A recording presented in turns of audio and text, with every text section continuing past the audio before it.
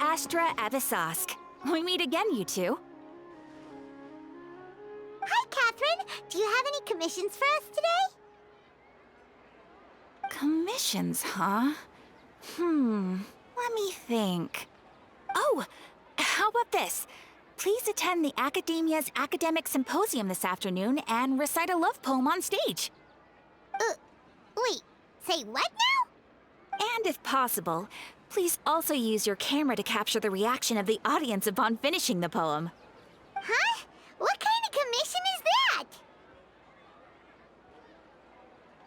So, I feel embarrassed just imagining it. The audience would definitely have a reaction. I see.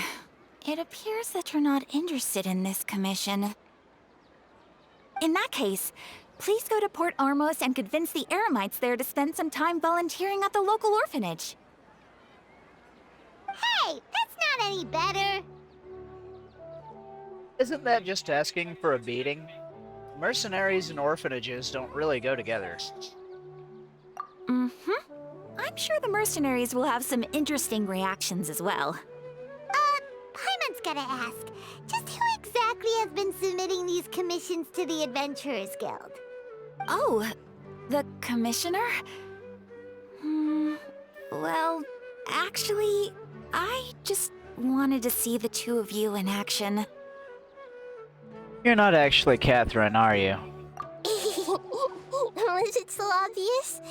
I was hoping you would actually take one of those commissions. That kind of chance to observe humans doesn't come by often. Ah, so it's Nahida. Paimon just knew Catherine wouldn't crack those kinds of jokes. When did you get into her head? From when she said, Ad Astra Abyssosque. So it's been you this whole time? Are you done resting up, Nahida? Yes.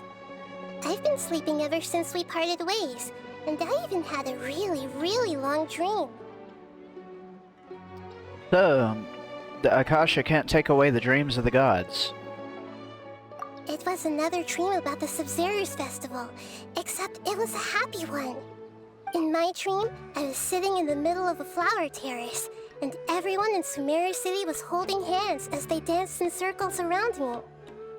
They danced round and round, and everyone looked really happy. I also got to sit on a gigantic flower carriage.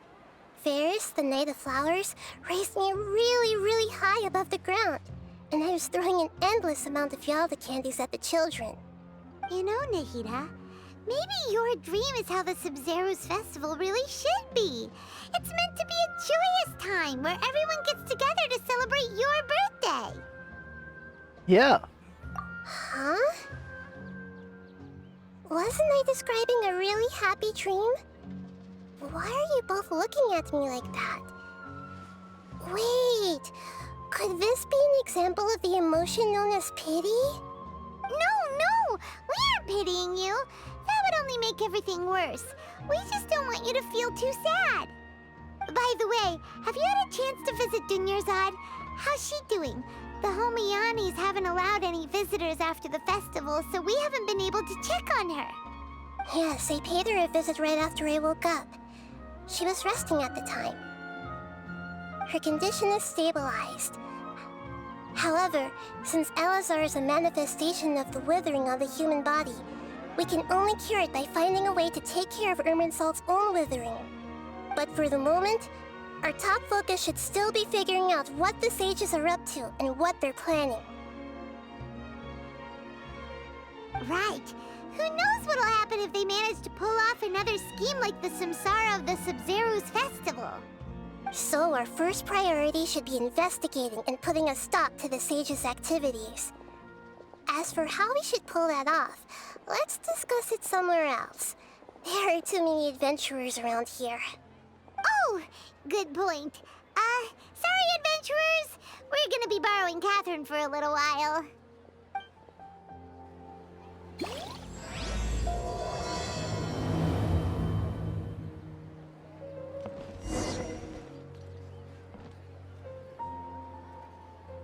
Alright, I need to check something first. If it'll let me. Maybe I could still talk to the Catherine in Mondstadt. I don't know if I turned in my dailies earlier.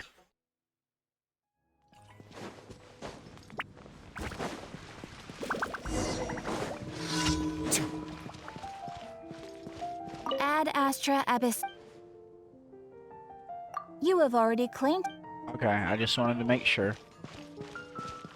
I did want to check something. Ad though. Astra Abyss.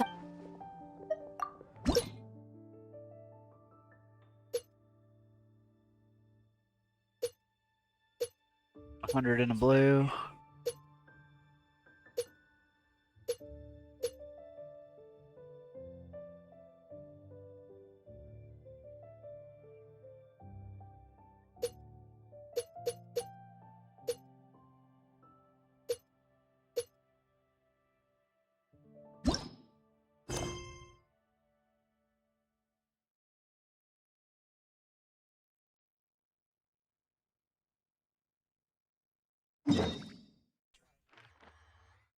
I'm gonna do this right quick.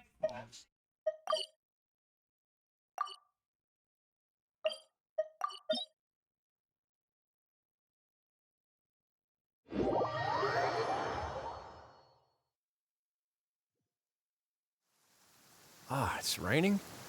Ah, that's all right. A real problem would be if we could feel water dripping on our heads in the fortress of Meripede.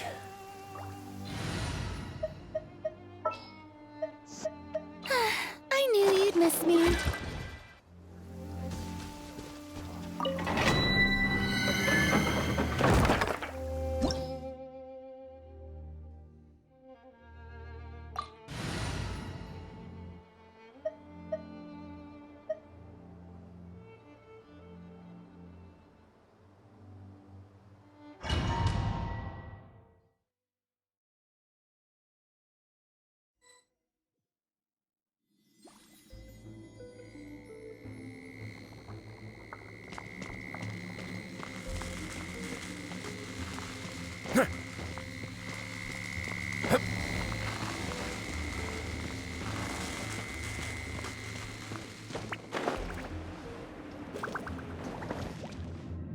Dissipate.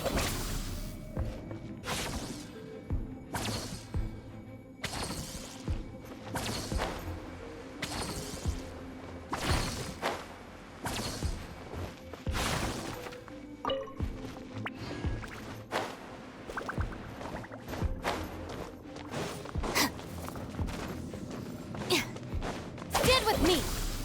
Strike a pose. This one's got your name on it.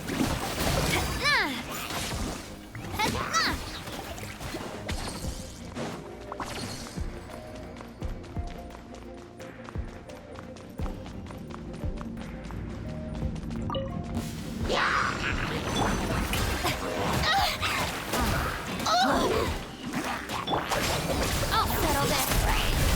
Fire! With Let's begin.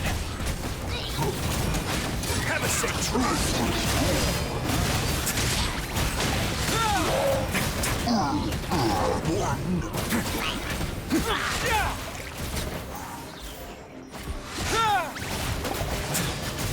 Yoo-hoo! Stop right there. Feeling lucky? Coming at ya! Fire! Well, my way now.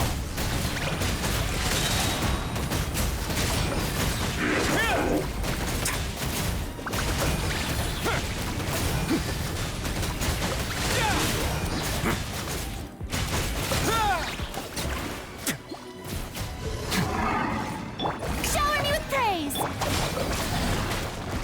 Out of my way! Attack! That's it. This one's got your name on it! Get a little chilly.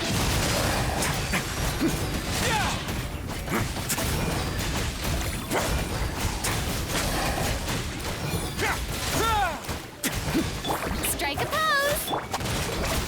This one's got your name on it! Feeling lucky? Hiya! Attack!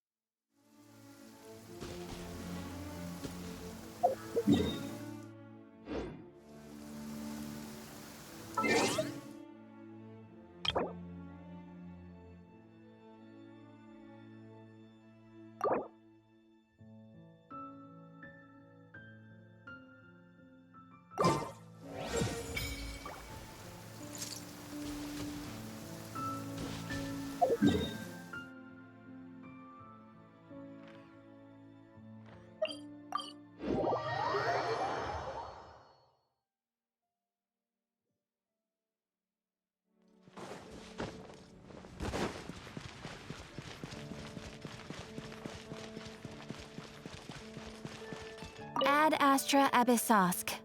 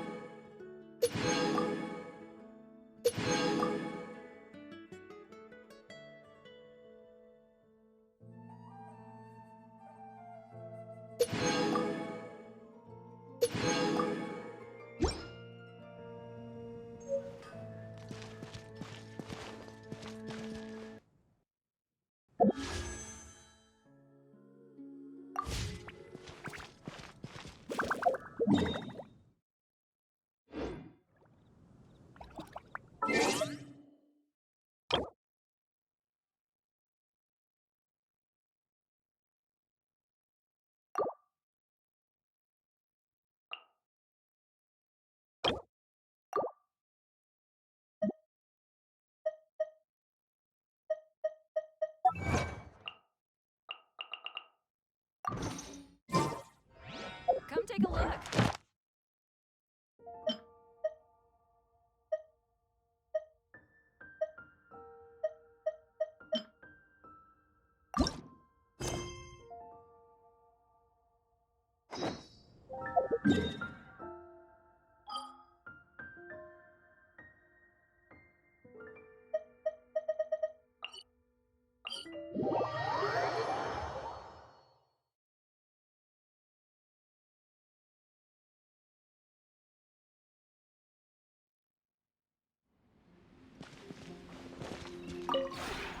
Would you care to sit down and...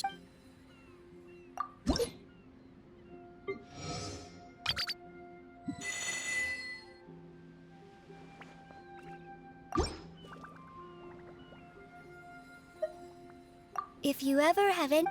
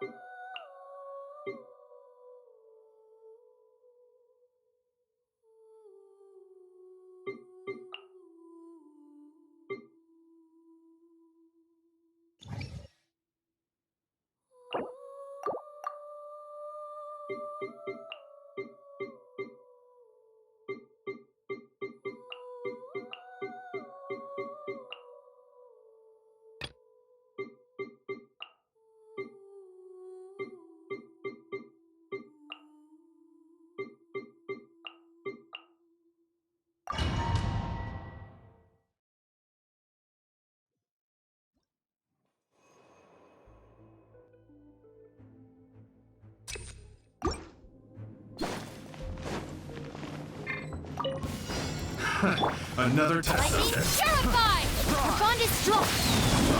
Witness the power of Gua. Surface with a smile! This one's got your name on it! Haha! Attack! That's the way! This one's got your name on it! Hiya! Ha! Cha! Hiya! Umbrella warfare, I guess! Fire! Well, with rocks. Body and mind. Stand with me! That's that! Express delivery! Umbrella warfare, I guess! Picked the wrong one. Haha! Cha! Suffocate. This one's got your name on it! This one's got your name on it! Fire! Well, time to act. I'll settle this. How's this? Sign here, please! Watch out! This one's got your name on it! Fire! Well, with rocks. Yeah! Feeling lucky? Hiya!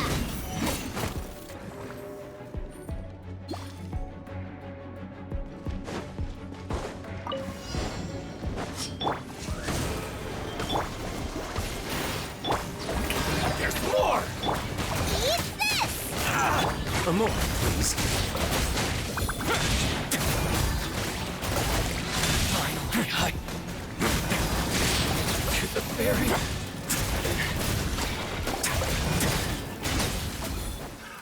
Another test subject.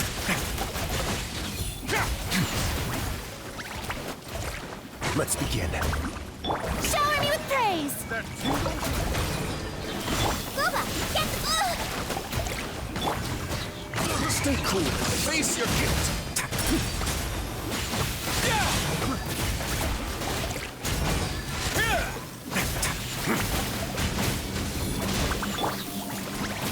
Midnight Phantasmagoria!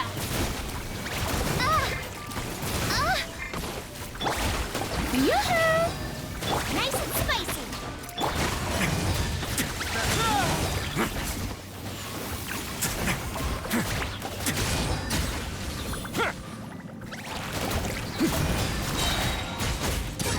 Get a little chilly.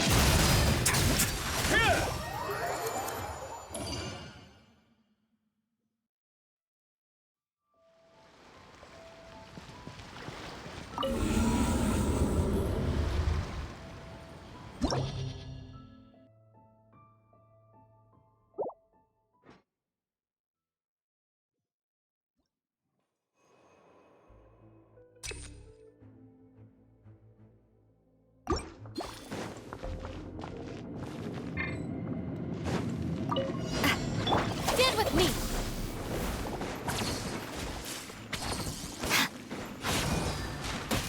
Rain outlines your fate. Express delivery! A proper send-off! From the Spino, feeling lucky? Watch out!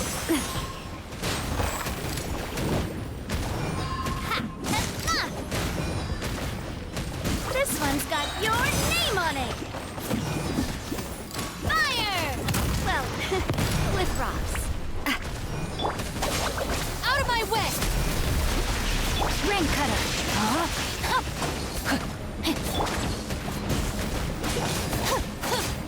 Yeah! Coming at ya! Service with a smile! Cha! Hiya! Feeling lucky?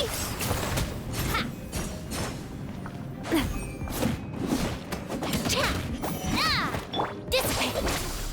No, my sword! Umbrella warfare, I guess! Haha! Another test subject. A proper send-off! From the Spino with love. That's that! Express delivery! Our bond is strong! Rain outlines your fate. Freeze! Freeze! Freeze! This one's got your name on it. Freeze! This Freeze! one's got your name on it.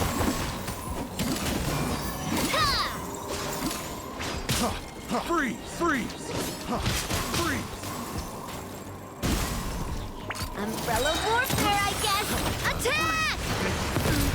That's the way. I'll settle this. Did with me. No, my sword! Coming through. Service with a smile. Umbrella warfare, I guess. Freeze! Umbrella warfare, I guess. Proper send-off from the Spina with love. Ooh.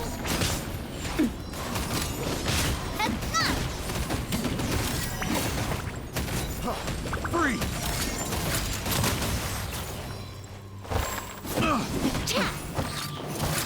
Watch out! Our bond is strong. That. Umbrella warfare, I guess.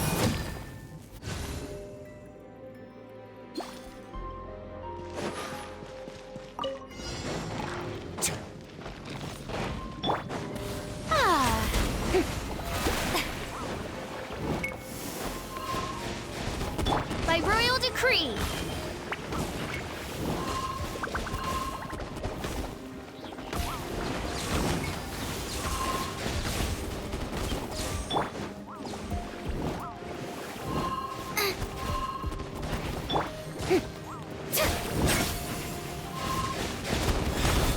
Strike a pose. Time to shine. Oz, reveal thyself. A moment, please.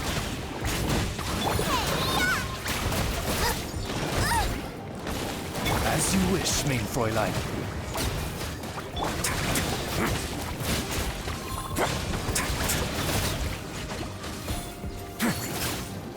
Let's begin. Have a safe trip. To fry. By royal decree. Let the world collide! Way now.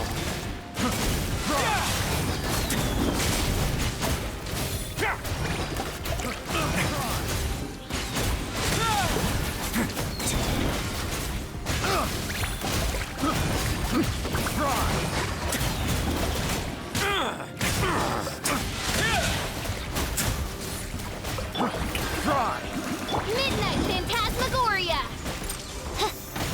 You're toast!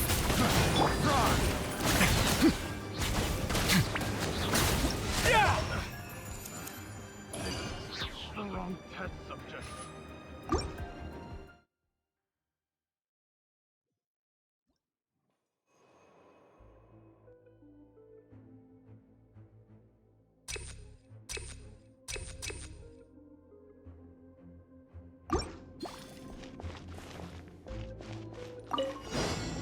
Did with me! Lightning terrified!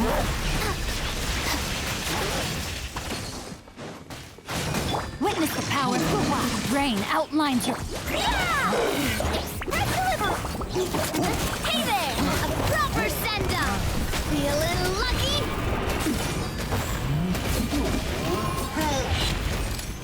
Umbrella warfare, I guess!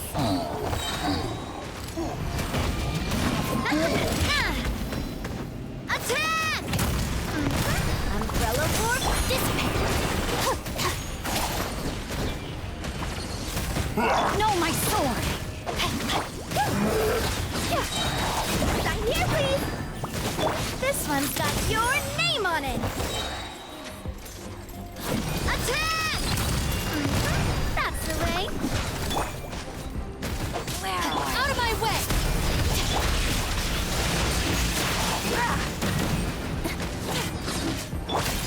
Feeling lucky? This one's got your name on it! Hiya! That!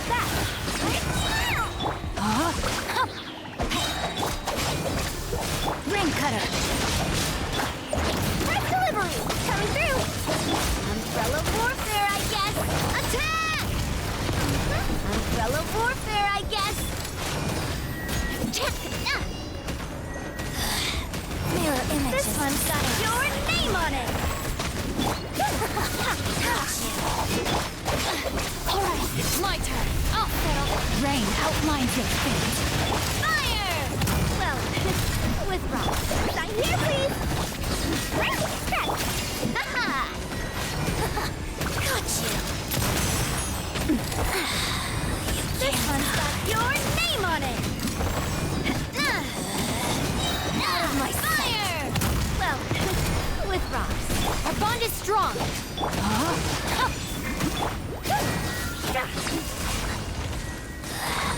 This is Her Majesty's gift! Service with a smile! Coming through!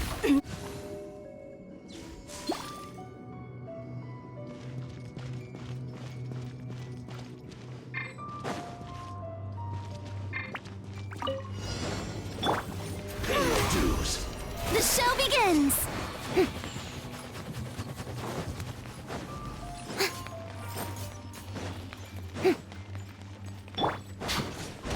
Prepare yourself. Leaving so soon.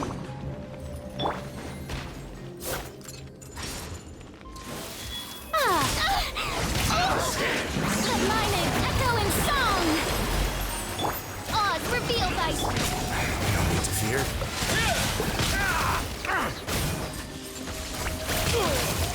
Leaving so soon.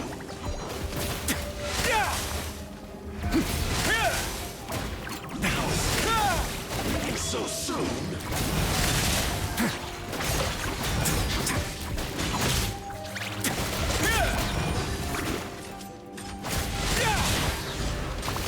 Leaving so soon. Shower me with praise. Am I... No! Did I ruin everything? Mein Fräulein.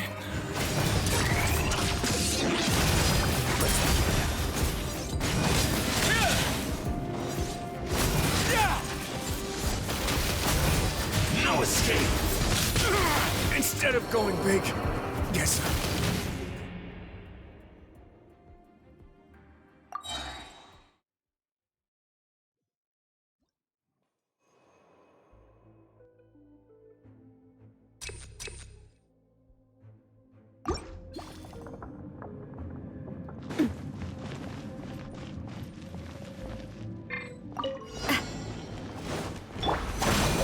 Out of my way.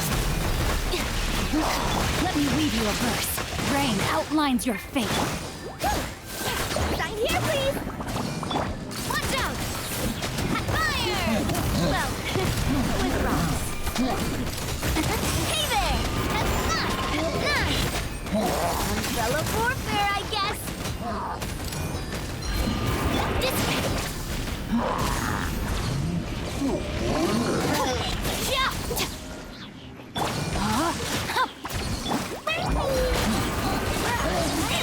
Express delivery! Coming at ya! Watch out! Attack! That's the way! Hiya! Umbrella warfare, I guess! Ha! Ah! Watch out! Lightning purify! Stand with me.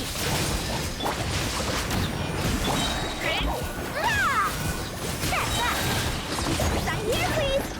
A proper send-down! From this one's got your name on it! Ha! Umbrella warfare, I guess! Ha! This one's got your name on it!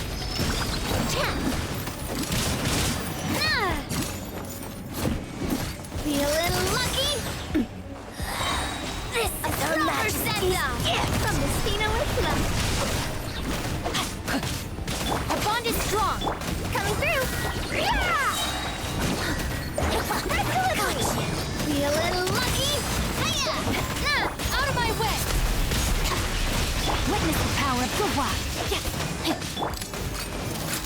Coming at ya! This one's got your name on it! Attack! That's the way! Ah! Out of my sight. Ah!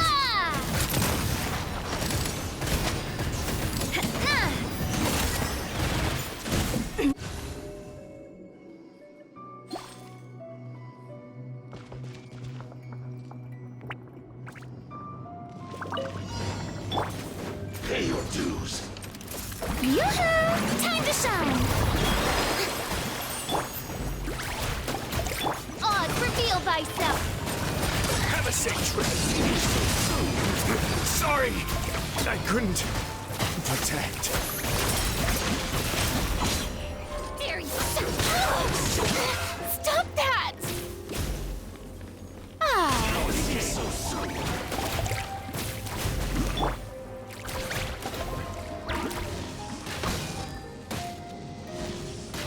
Prepare yourself. The insubordination! Leaving so soon.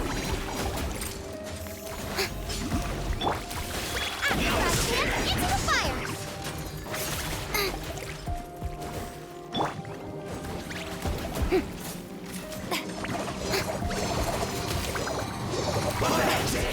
Let my name echo in song! Leaving so soon. No escape.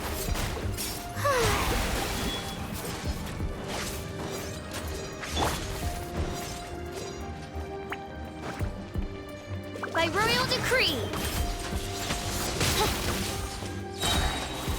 Midnight Phantasmagoria.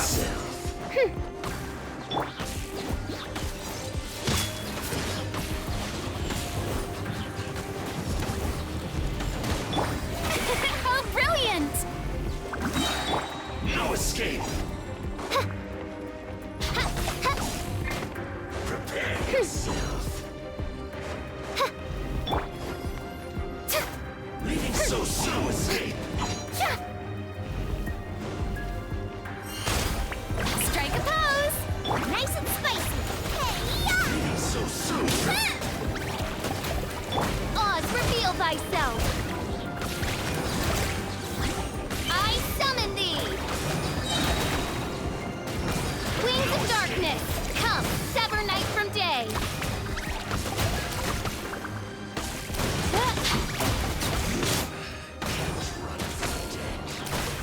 Loba, get them!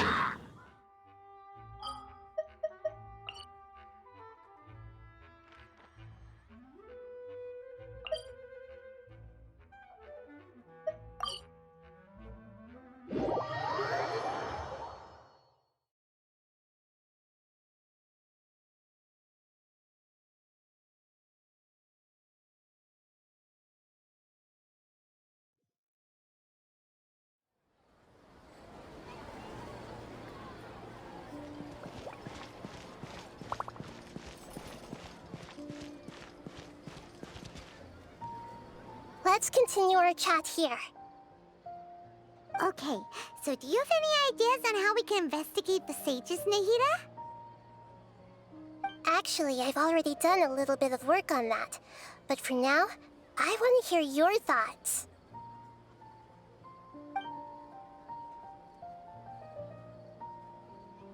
Let's see.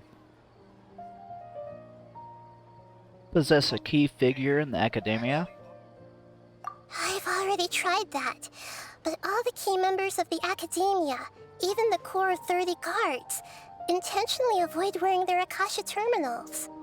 It seems that from the very beginning, they've been guarding against info leaks from the Akasha.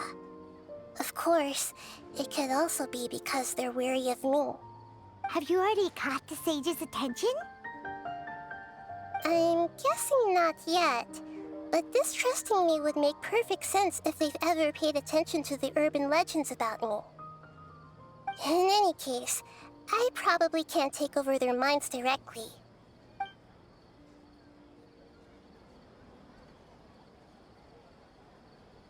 Possess a student and infiltrate the sage's quarters. No way, that's too risky. You mean it'd be too easy to get caught? No, it's not that. We shouldn't involve innocent students in this. A single mistake could completely ruin their lives. Doing that would be ignoring the safety of my people for my own selfish goals. How is that any different from what the sages are doing? That's a good point. Spoken like the god of Sumeru.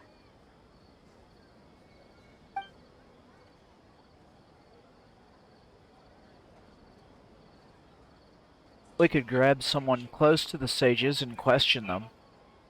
We're in the dark as of now. Since we still don't know anything about their goals, any rash move could tip them off and lead to terrible consequences.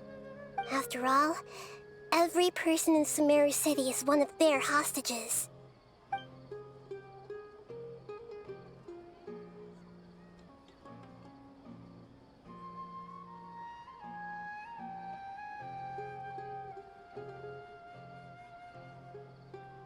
I can't think of anything else.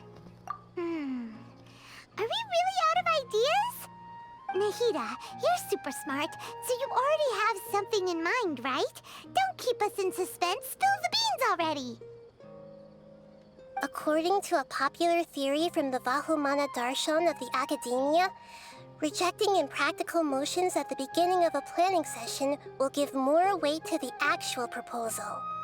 Okay, but aren't you the god of wisdom? You don't have to use that kind of gimmick to make us take your ideas seriously. Well, I've been thinking that if I can't directly possess the leaders, and if I can't get ordinary people involved, then I should find someone who's already involved, but hasn't decided to side with the sages. You're saying we should recruit a spy? That does sound like it could work. Oh, before coming back, we met someone named Alhaitham. He seems like he acts alone, and he likes doing stuff behind the Academia's back. They probably aren't in cahoots. Actually, I already have someone in mind. Do you still remember that female scholar named Setaria? Setaria? Paimon remembers now. Isn't she the one who's always trailing behind the Grand Sage of the Academia? We ran into her basically every time the Sumeru festival repeated itself. You could even say we're old enemies by now. Paimon still remembers the smug and mean way she always spoke to Nilu. I've always liked observing all kinds of people, and Setaria has always stood out from the crowd.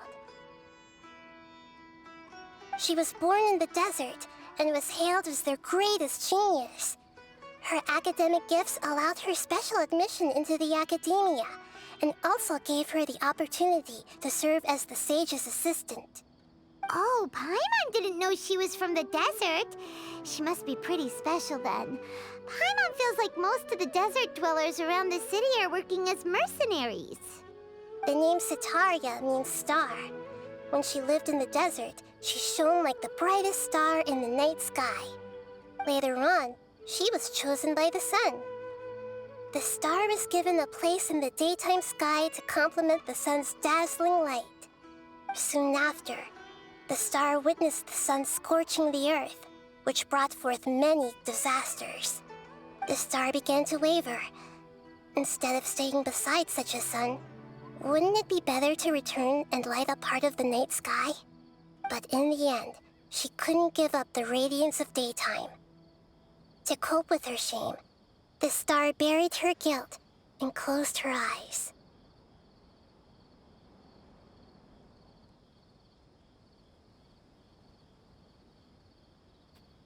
This is no longer just a metaphor. Those are Sataria's true thoughts, right? From the sound of it, Sataria's just hung up on the research opportunities here. But she doesn't really support the academia. She still feels guilty about not doing more for the desert, right?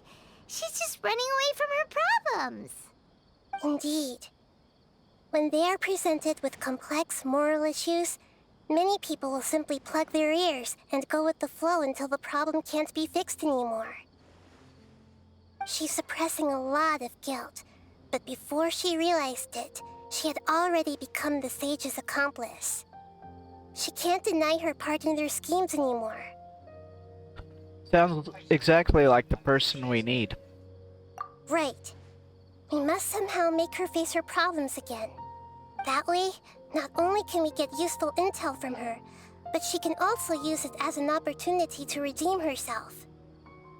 From my past observations, Sataria will take a day off from the academia every 10 days to do some shopping in the city. Tomorrow afternoon just happens to be a shopping day for her. That'll be our chance. To prepare, let's go check out some of her favorite spots, and have a quick chat with a few of the vendors there.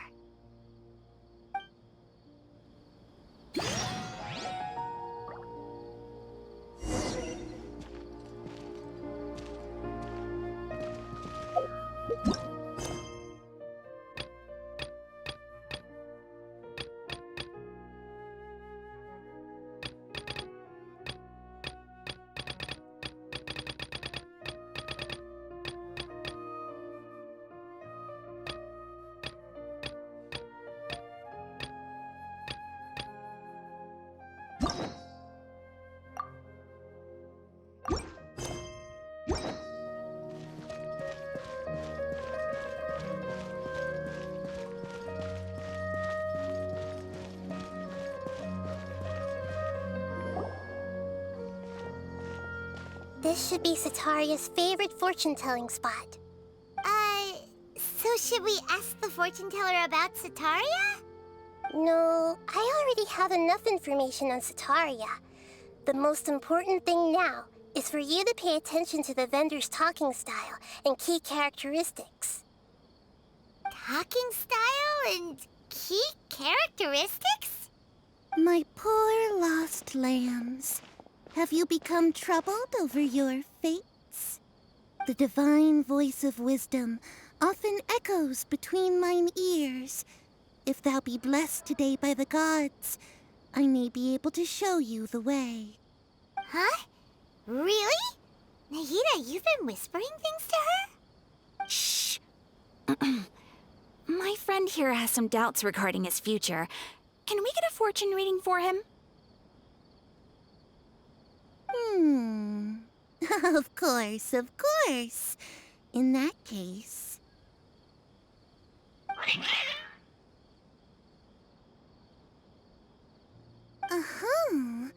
It would seem that Harut and Marut are quite wary of you. Perhaps, at some time in the past, you have somehow offended the gods. Only mocking the god of Animo, questioning the lord of Geo's financial savviness, and brawling with the god of Electro. Do those count? Oh, nothing. Go on, pick an aspect for her to divine. Divine my prospects in health. Health prospects, no problem at all.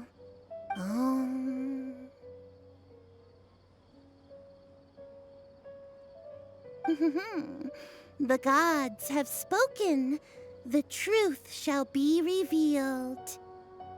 Your life shall continue on for...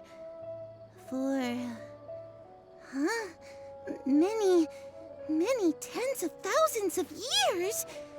Impossible. Harut, Marut, did you two spoil my divination?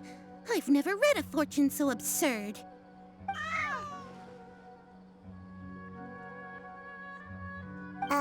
Actually, Paimon thinks this is probably the most accurate fortune-telling you've ever done. I admit that the orientation of today's celestial matrix is, suboptimal.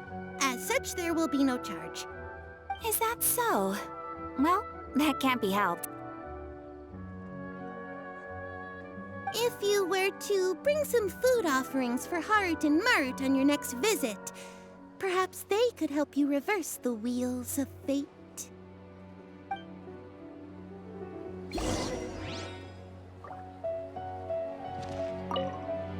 I've never seen Harut and Marut be so wary of anyone.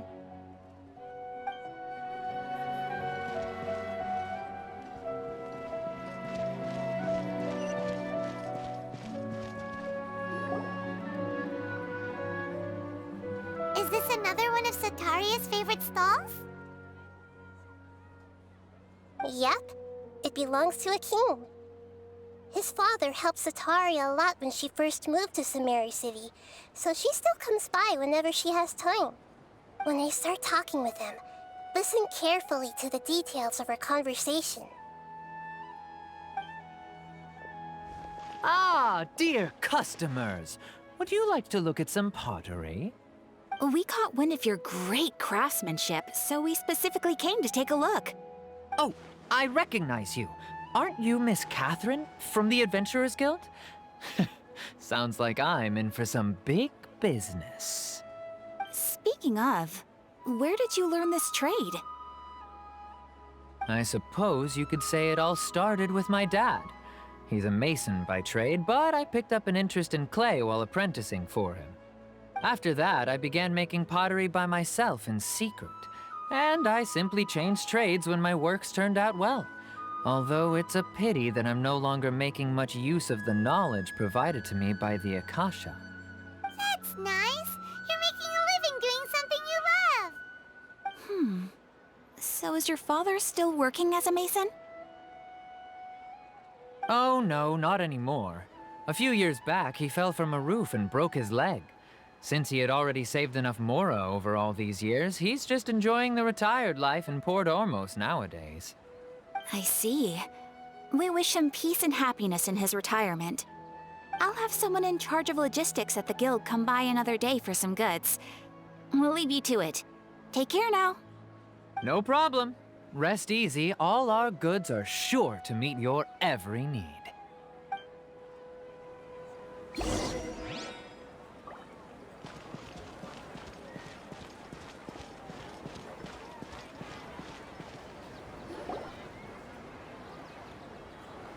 This should be our final stop. Sataria's always thinking of this restaurant when she's working at the academia, so she always comes by whenever she's out in the city. Nahida, you've really thought of everything. It's my duty to protect Sumeru's citizens, after all. Hi there. I feel like I've seen you down by the docks before. Huh? Sorry, I don't quite remember. If I recall, you were having a discussion with someone about shipbuilding at the time. Ah, that's right! I've always been really interested in feats of marine engineering. After all, I grew up in Liyue Harbor and spent my entire childhood staring at the ships going in and out of the port. I came to Sumeru to study, but failed to make it into the academia due to my lack of talent. But I'm still discussing all kinds of problems with different scholars, and I'm continuing to study and perform research from the restaurant's basement. I'm sure I'll get to the academia after their next round of exams. What an admirable spirit for learning. Amazing! Sure, but You'll find hardworking people wherever you go. So this restaurant has a basement as well? Huh. First I've heard of it. That's right. It's not usually open to patrons. Most of the time, employees use it for breaks or to hold private events. I see. Guess that makes sense. Well, good luck with your studies, Miss Chishan. Thank you so much. As long as I can make it into the academia as an official student, I'll be happy.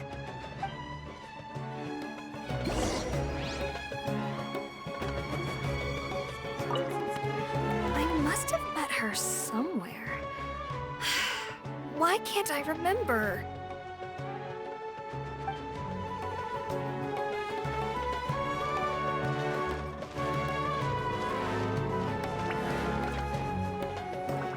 So, was that everybody? Mm-hmm. 3 familiar faces should be enough for Sataria. What's the point of all the information we've collected? Nahida, you still haven't told us how you're planning to make Sataria face her problems. Sataria is already used to avoiding her problems, so we must find a way to break through her usual sensibilities. I remember you mentioned that the Eremites in Port Ormuz are all making a fuss about the upcoming resurrection of King Deshret. Although it's all just a boatload of nonsense, the fate of her homeland may turn out to be Sataria's soft spot. Oh, Paimon gets it now! You want to take advantage of the guilt Sataria feels about her homeland. Although she knows she should return home to help the people of the desert, all she's done is conspire with the sages. If King Deshret were to make demands of the Sataria, So, how do we set that up? Well, King Deshret is long gone, and Sataria is also too smart to fall for any simple tricks. If we simply engaged her under the guise of King Deshret's believers, she would definitely be wary of us, and we may not get anywhere. But if we were to borrow some of her close acquaintances to talk with her, her reaction would probably be very different. So, you mean you're going to possess those people we just talked to? Yep. Possess them through the Akasha. Imply they've already converted to the faith of King Deshret, and then convey our made-up will of King Deshret. As long as everything goes smoothly, we'll get through to Sataria for sure. She'll never guess that we had anything to do with it. Ah, so that's how you're going to use all the info we collected on these people. It's so that you won't slip up and break form. Possessing them will only work if you can manage to pass off as them. Exactly. So, best of luck with impersonating them. Huh? Best of luck? But we don't know how to possess anyone. That's no problem at all. I'll just share all their senses with you once I've possessed them. As long as you're also wearing an Akasha terminal, the effect will basically be as if you've possessed them yourself. Huh. That is pretty convenient. But why does he have to do this? Can't you do it yourself? Although I've been observing humans for a while, I've never been good at imitating them. You're not wrong. It's always been painfully obvious whenever you try to pass as Catherine. I'll try my best. If it was at all possible, I would have preferred to leave these people alone. But seeing how things are now, I probably should just accept it and push on. Yeah, don't beat yourself up over it. We're only doing this to help everyone, and we'll only be borrowing them for a little while anyway. Alright, then let's give it a go tomorrow afternoon.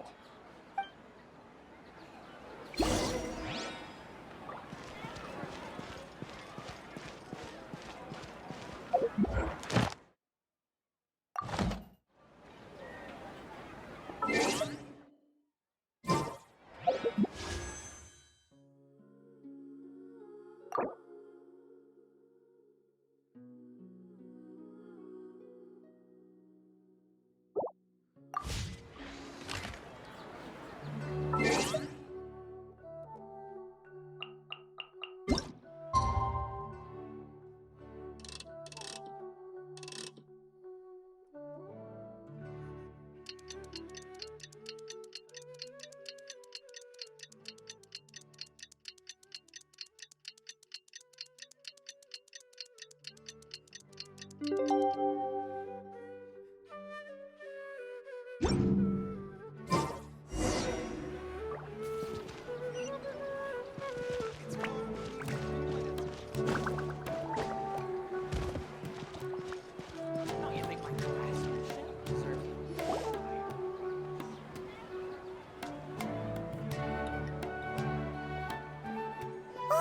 here she comes. Satori is here.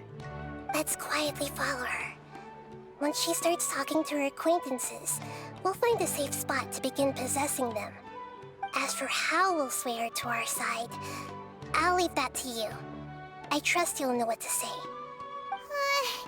Paimon's starting to feel kinda nervous. Okay, let's go. Looks like they've already started talking. Let's find a hiding spot and get started.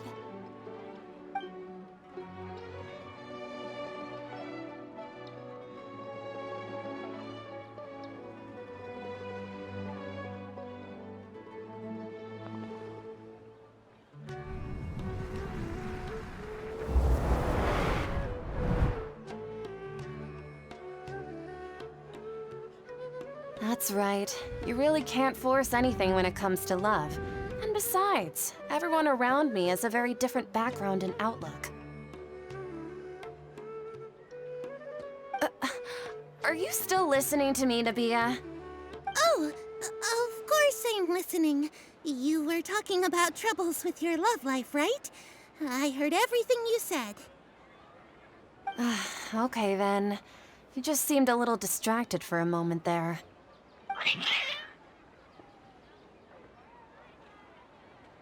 Strange. Your cats seem pretty worked up. Is something wrong? I always thought they were quiet, happy kitties. Oh, what are their names again? Ah, that's right. They are just little darlings, aren't they? Harut and Marut. So, which fortune do you want me to read for you today? You must have come for another echo of the divine voice of wisdom. I'd like to get another reading on my love prospects, but to be perfectly honest with you, I feel like I've been a real mess recently. A mess? Well, could you do a reading on how long it'll take me to finish my current project at work? I really just want to get it over with. I hear you. No problem at all. The gods will reveal the truth.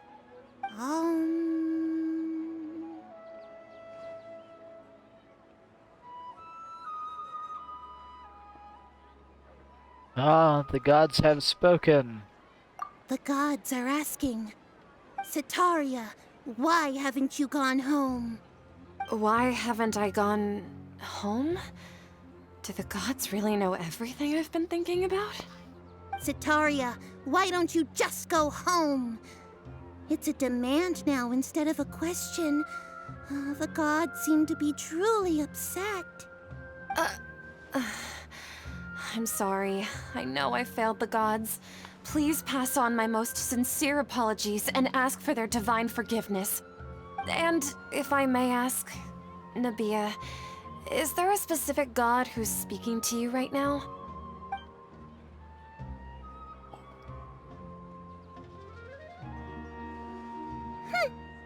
What an inconsiderate and naive question. The god who is speaking to me is, of course, the wisest and mightiest of all, King Deshret. King Deshret? No wonder he would make such demand of me. Wait a second.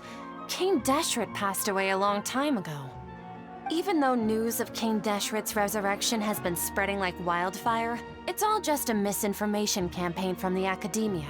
How can King Deshret still exist in real life?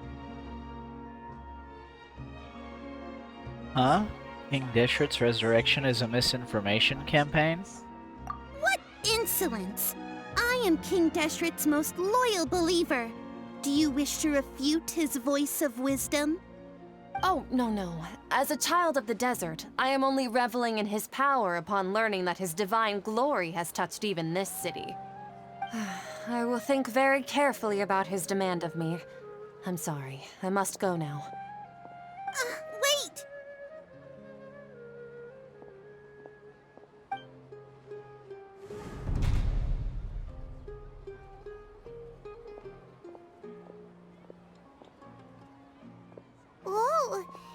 just ran off in a hurry. She looked pretty upset, too. Well done.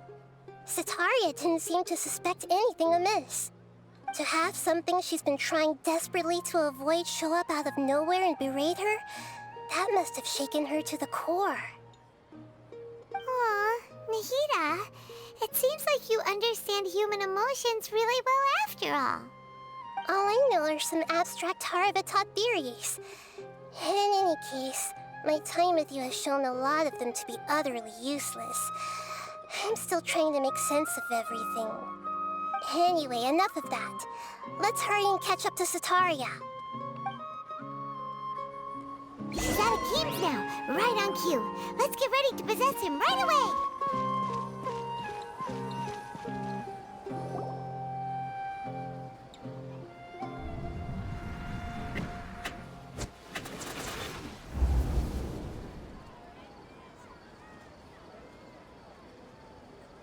It's okay. I just got caught up in something.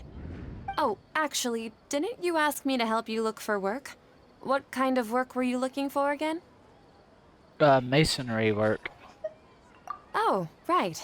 Your old man's craft. How could I forget? Speaking of, how's he doing? Is he feeling any better? He's feeling a lot better and he's walking more now.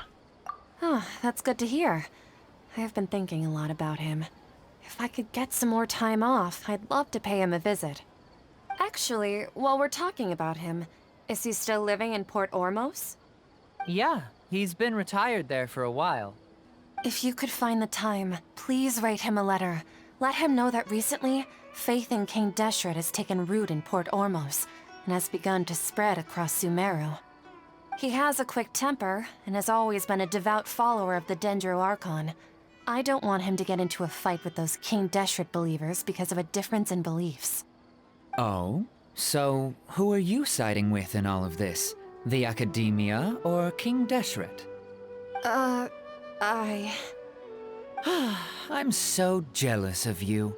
You were born a child of the desert, yet you chose to betray King Deshret, and now you spend all your time with those crooks from the Academia.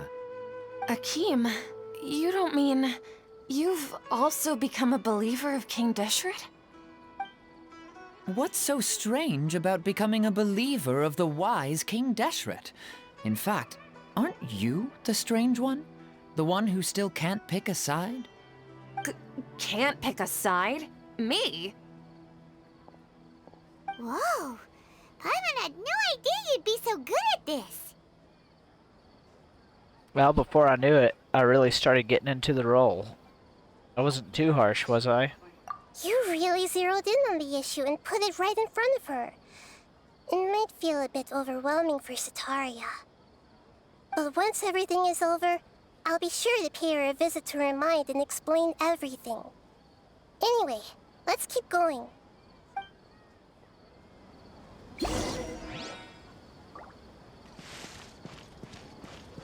Come on! Sataria's already started talking with Shishan.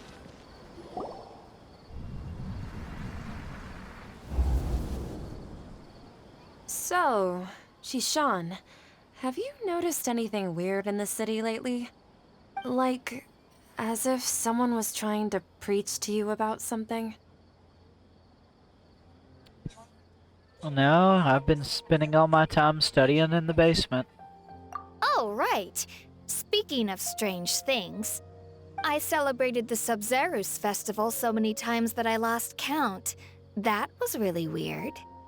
Wait, how could you be aware of that? That should be impossible. Nothing in the report indicated anything like that. Are you still failing to realize that the Academia's lowly tricks could never deceive all of Sumeru's citizens? Shishan, don't tell me that you've converted to King Deshret as well! What an absurd question. You make it sound like I should be ashamed for becoming a believer of King Deshret. In reality, shouldn't you be the one who is ashamed? You, who works side by side with the Academia and treated people as nothing more than experimental subjects? Please, please stop! Even now, Satari is still trying to run from her problems. Did I push too hard? She can no longer justify everything to herself. Hey, she's trying to talk to the guards! What should we do? This is the most important part of all. Quick, get ready. Mercenary, you're a member of the Corps of 30, correct? Please help me pass a message to the Matcha right away. The situation in the city is getting out of control. Please, try to remain calm, miss. Tell me what's happening in the city. Heretics are infiltrating the city, and they've already converted many residents to their side. Heretics? What kind of heresy are you talking about? King Deshret! Many people I know have suddenly started believing in him, but he's long dead. It's impossible. Miss Sataria, nothing is impossible. You know my name?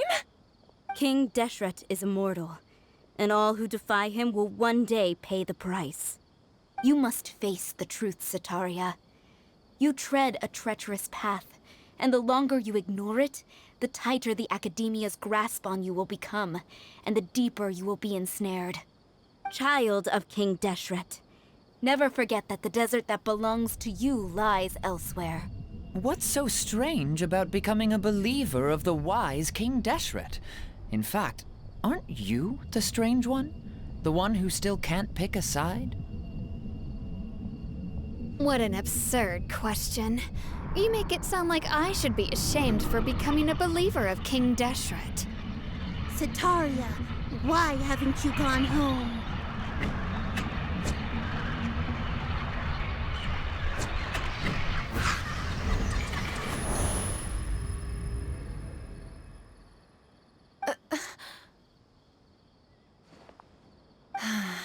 It seems that no matter where I run, I only keep finding more believers of King Deshret. I have to say, this is a familiar feeling. I've also been running from my guilt this whole time. Guilt over my part in the Sage's plans, and from ignoring the letters from the children of my homeland. But no matter how much I may try to ignore or get rid of it, my guilt always comes back. Well, you should follow your heart. You won't necessarily lose your research opportunities by facing the truth. Besides, did you really want to conduct your research while carrying such heavy feelings of guilt? How do you know me so well? Are you truly just a believer of King Deshret? Or are you the god himself? That's not important. The important thing is to pass judgment on the Academia and its sages, and to correct their mistakes. If you could provide some assistance in this matter, perhaps it could serve as a form of atonement. I've actually never believed in the gods, but I've always believed in serendipity. Your appearance must be a fated opportunity for me to get out of this wretched situation. Please tell me, what can I do for you? Great, we finally convinced her. How much do you know about the Sage's current activities? I was just one of the designers for the masked dream harvest scheme, which is what happened around the Sumeru's festival. But I know very little about the full scope of the overall project. I'd assume that only staff with the highest clearance would have access to those confidential documents. I've just been working to meet the Grand Sage's specified requirements. However, there's something that's been really bothering me. I heard that a scholar who was previously expelled has returned to the city, and even the sages are still quite wary of him. An outcast that even the sages are still wary of. To fight against the Academia, we will need to figure out the nature and the purpose of their work. Is there a way for us to get access to the confidential documents you mentioned? It should be possible if we're willing to take some risks. After all, I'm an assistant to the Grand Sage, and I've been working on many tasks outside of the project. One thing, though, I won't be able to transfer the documents to you through the Akasha once I get my hands on them. The sages have always closely monitored all activities within the Akasha. Let me see... let's use the most primitive method. Send someone to pick up the documents tomorrow evening at the Academia entrance. The Academia entrance? Wouldn't that be too conspicuous? Don't worry about that. I assure you, this won't be a trap. I'm only suggesting this location because it'll draw more scrutiny for me to leave the academia again. It'll be safest for me to distract the guards long enough to hand you the documents. All right, I trust you. So, if I were to successfully complete this task, would it mean I've atoned for my wrongdoings? That'll depend on the judgment of the Dendro Archon. The Dendro Archon. That's right. Her people are the ones we have endangered. As the God of Wisdom, she's also the one responsible for judging and guiding the scholars. Maybe it's time for me to find a god to believe in. Just as Nahida predicted, we've managed to bring Sataria to our side! The Traveler's execution was ingenious. He's the one who deserves all the praise. Well, now that we've made plans to meet again tomorrow evening, all we can do is pray for Sataria's mission to go off without a hitch. Pray? But if we're going to pray to the gods, aren't we just praying to you? God of Wisdom and Guardian of the Scholars? No. The truth is the true Guardian of Scholars. I've always believed that. Anyway, let's meet again tomorrow evening at the Adventurers Guild.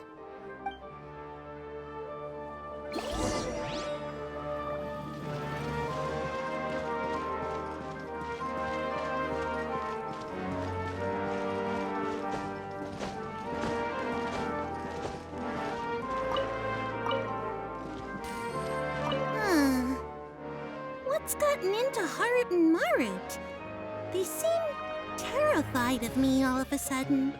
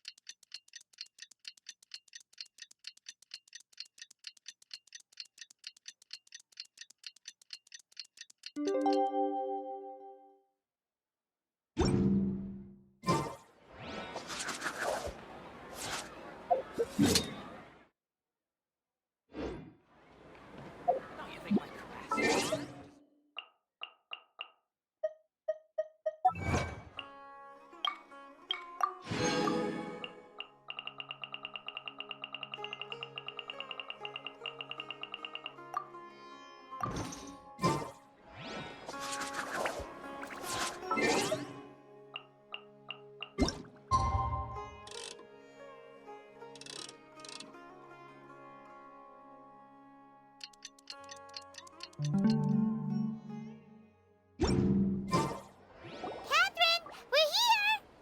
Oh, you are the other Catherine, right? That's right. I suppose I'm the other Catherine in your mind. Couldn't we just call her Nahida? Shh!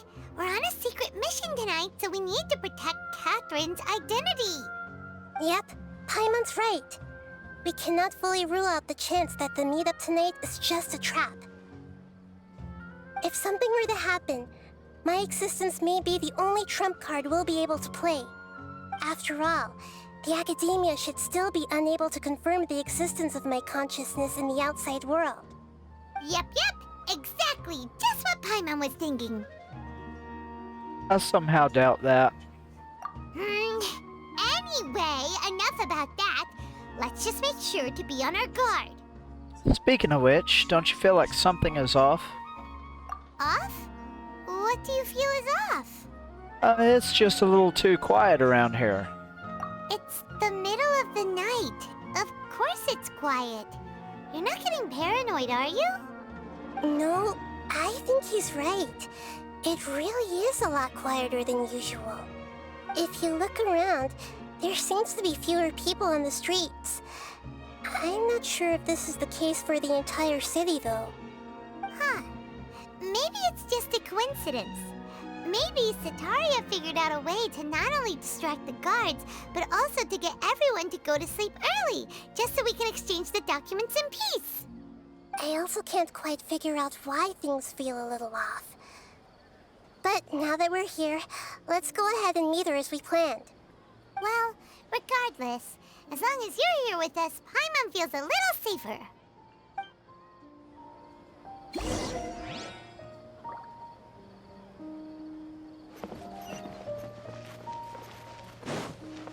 Huh. There really aren't many people out right now. Let's hope it'll be this quiet in front of the academia, and that Sataria managed to distract all the guards.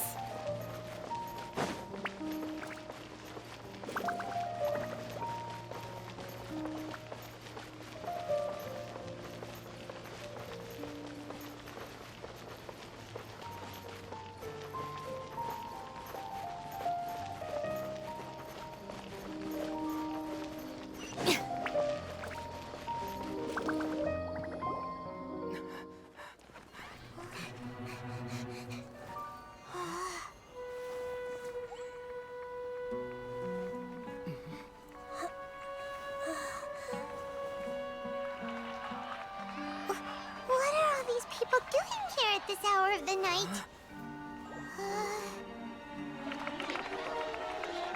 Ah, the triumphant hero returns at last. And to a rather spectacular welcome, even if I do say so myself. You're the outcast, expelled from the academia. Indeed I am. Although these days they tend to call me the Doctor.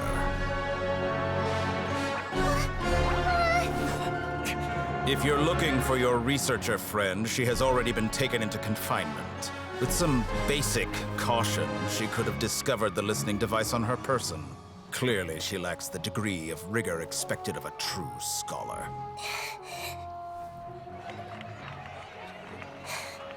The people of Sumeru City. What have you done to them? I simply made some minor adjustments to their Akasha terminals. Now they can deposit information directly into the subconscious. As you can see, all these lovely people now believe this traveler is a hero who has just saved the world. My experiment is a success. And now it seems they can no longer hold back their sheer adoration. Oh no! What should we do? These are all just regular people! Leave now. You need to get out of here. What? That guy's a Fatui Harbinger! We can't just leave you here! Nor can I abandon the people of Sumeru!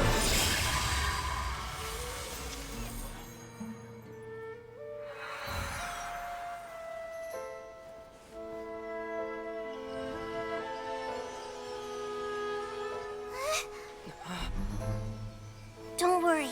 We'll meet again outside of the city.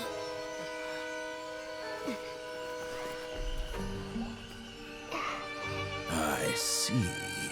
You appear to have overridden their mental faculties with your own consciousness. To possess such a powerful mind, you must be the god of wisdom.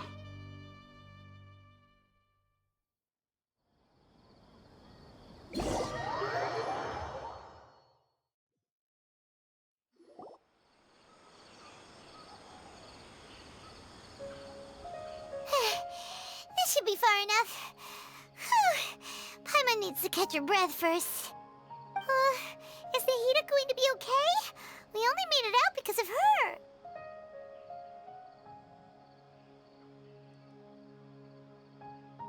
She can jump between mines. Hopefully she'll be fine. Paimon wasn't counting on running into a new Harbinger here, let alone such a high-ranking one. That guy was number 2. So scary. He called himself the Doctor. Remember, Tainari told us about him. Sataria did say that someone who once got expelled from the academia came back recently. And that even the sages are wary of him.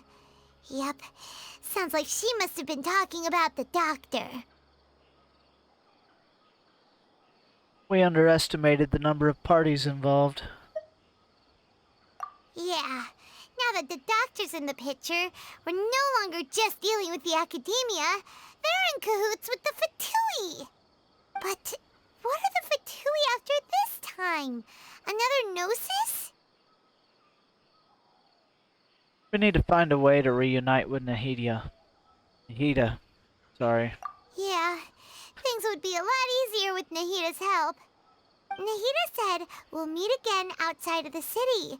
But we can't just keep waiting around, right? Let's start our own investigation. You mean... Let's go find Tainari. Oh, right! Wasn't he invited by the sages to work on some project when we were staying with him in the Vidia forest? That has to be the same project. Even though he turned it down at the time, he might still know something. There's no time to lose. Let's go to Gandharvaville.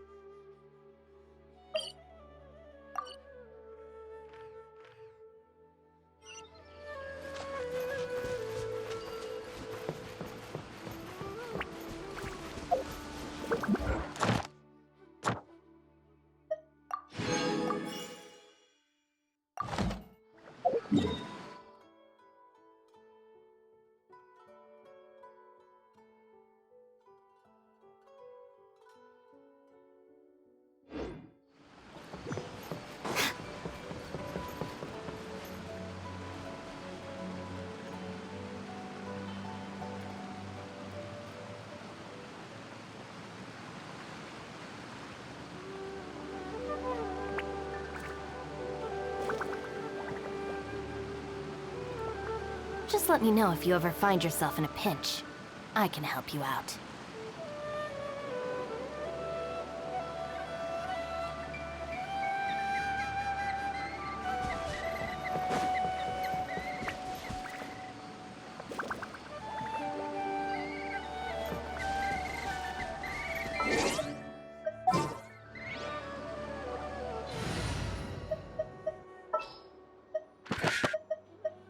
I'll ensure your safety.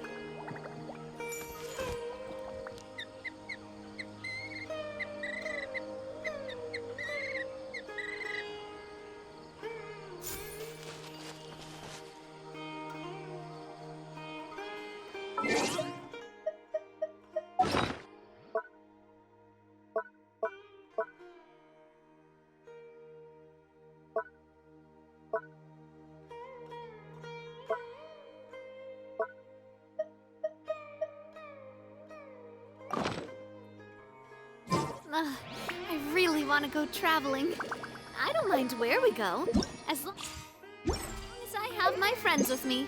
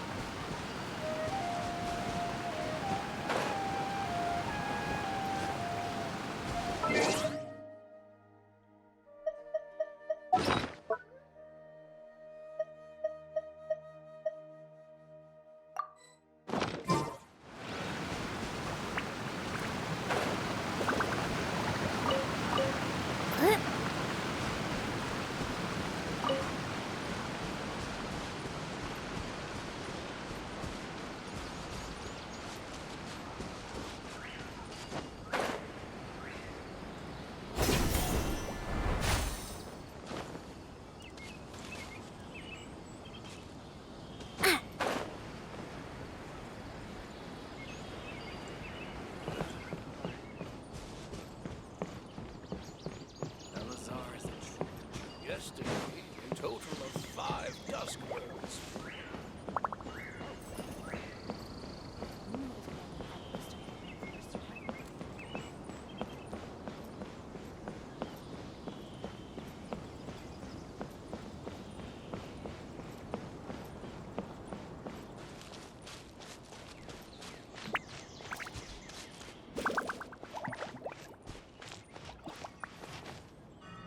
Hold it right there. A blonde-haired traveler and a floating fairy. We've got you all right. Take a look around. You've fallen right into our trap. Are you mercenaries from the Corps of 30? Did you come here to arrest us? Corps of 30?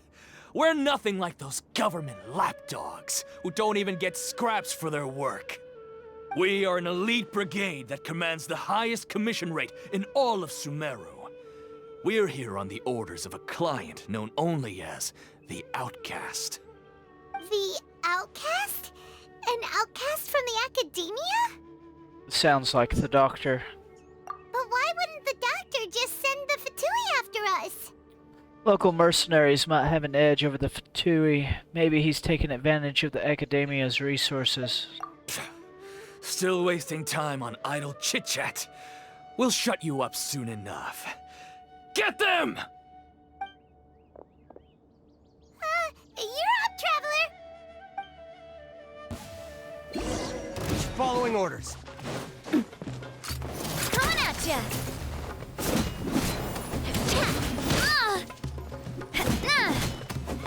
Take that! Feeling lucky? Stand with me!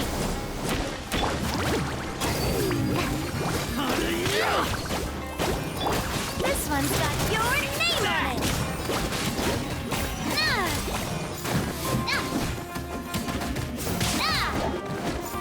Feeling lucky?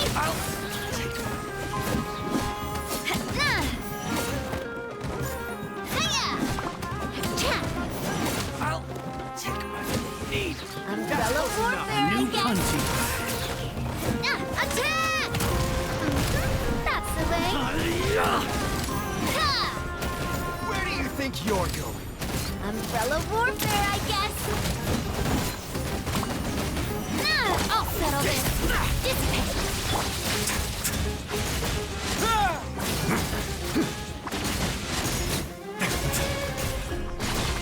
Yeah!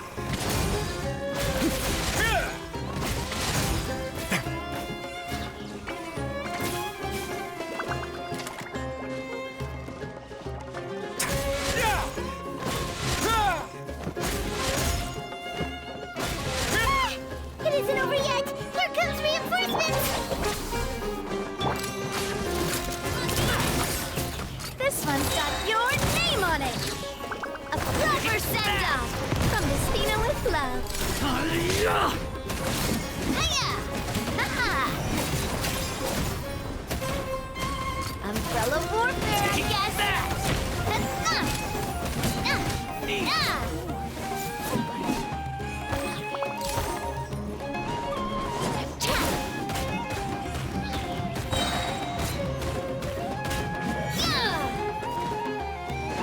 This one's got your name on it! That was pretty rough. Is that what elite mercenaries are like?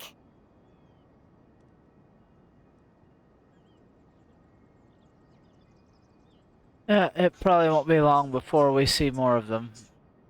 Yeah, looks like we'll have to keep our guards up. But this doctor guy seems like a pretty tough opponent. He knew exactly where to set up an ambush. Did he predict that we would try to find Tainari? Going up against smart people is tough. Anyway, let's keep going.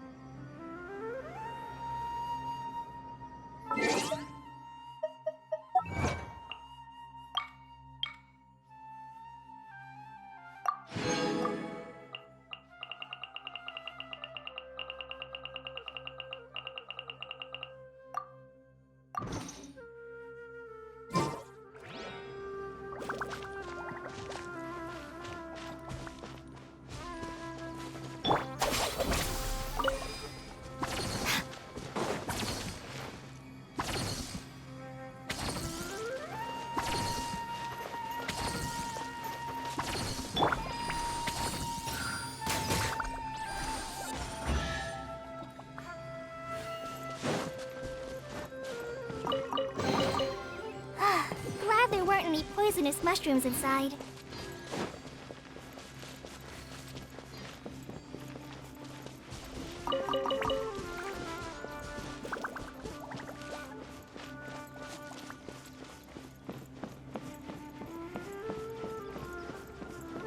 I'll have to grab a drink with Flame Maid when I'm back in the city. For the next interview.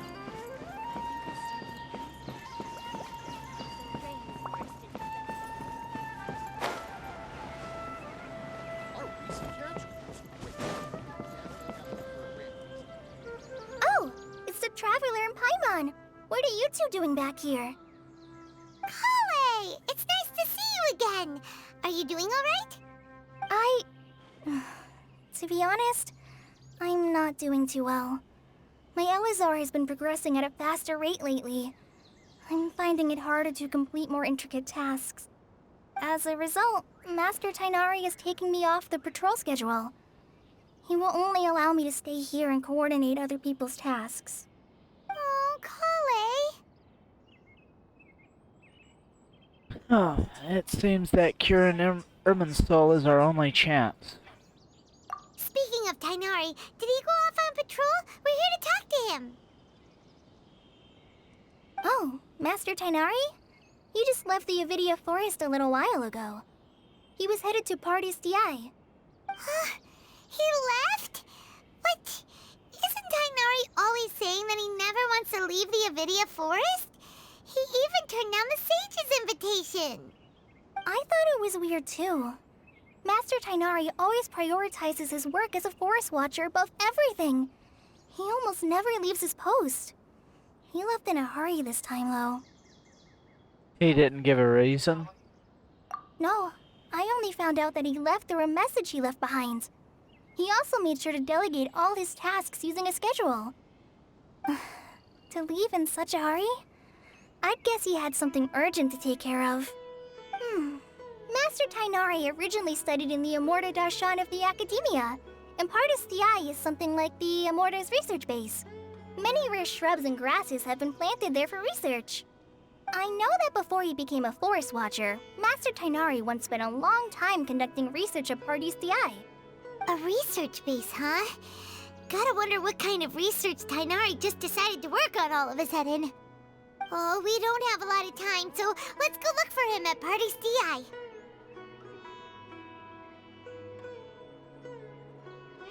Now please take care of yourself, Kale. Don't worry. I'm fine. I'm used to living with Elazar by now. If you run into Master Tainari, please send him my regards. Got it. Will do. See you later, Kale! How many Rupeshava mushrooms do I need to sell before I can finally buy a proper hotel?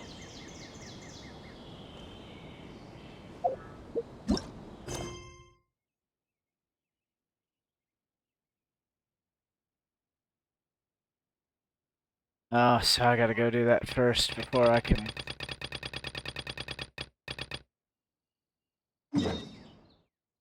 Why give me the quest line if I have to sit here and...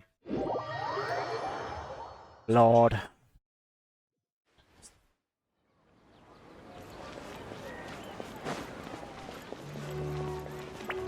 Probably have to read this one out. Ad Astra Abasask, welcome to the Adventurers Guild. Hi, Catherine. Hello, Catherine.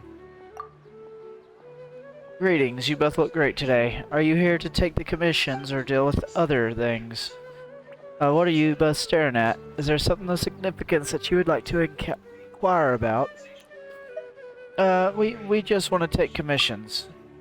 Understood. You seem like a seasoned adventurer already. You could say that. And you must be well acquainted with the Adventurers Guild way of operations, therefore I won't waste your time going over it. If you have any questions for the guild, please feel free to ask me at any time. Please pitch in with the commissions in Sumeru City. Outstanding adventurers like you will surely be a great help to the people here. Safe travels, traveler, Ad Astra Abasask.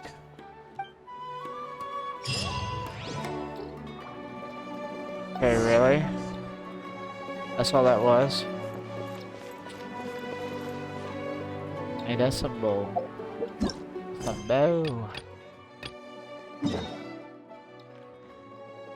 Oh, we're gonna be traveling way out now. Okay.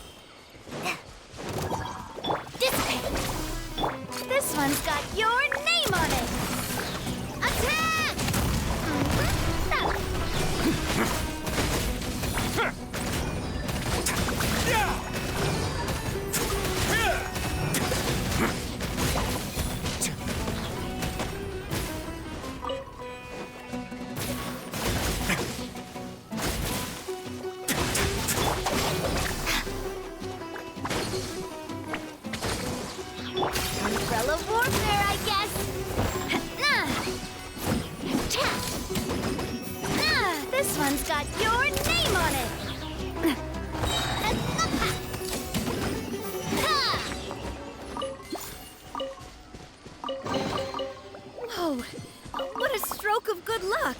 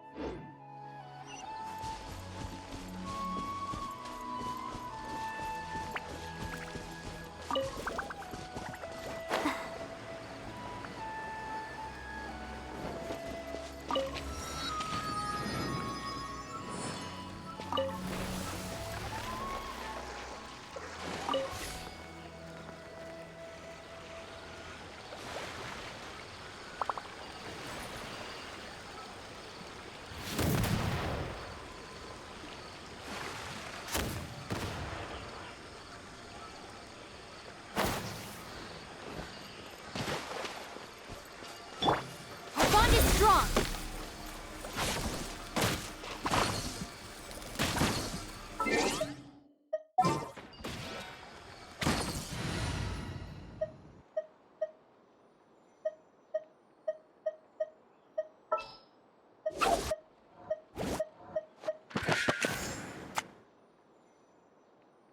Ah, we'll be a traveling magic troupe.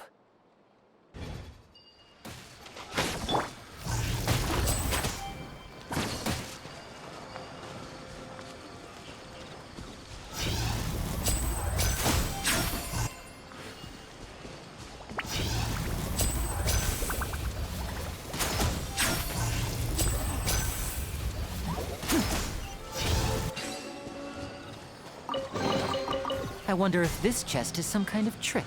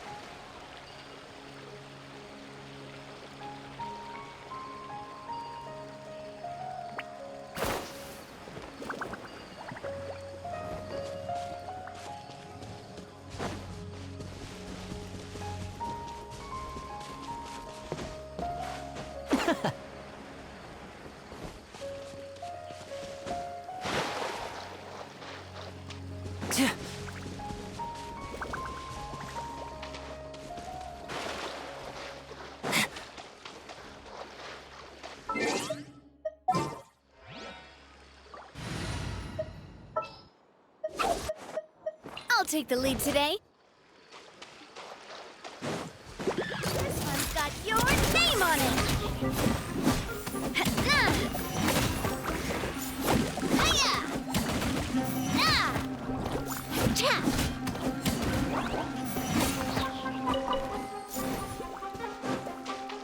Feeling lucky?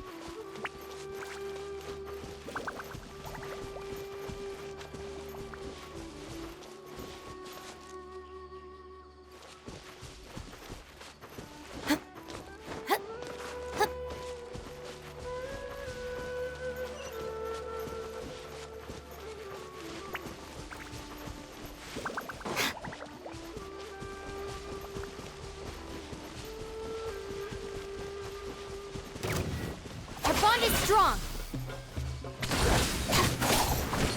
Lightning purified! A proper send-off from Vestina with love.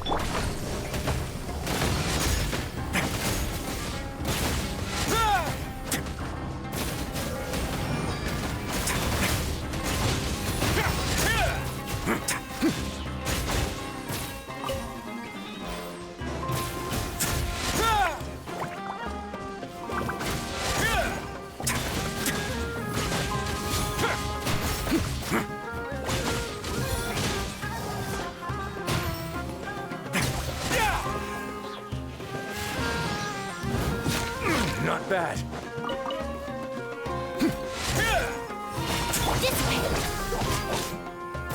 Feeling lucky? Feeling lucky?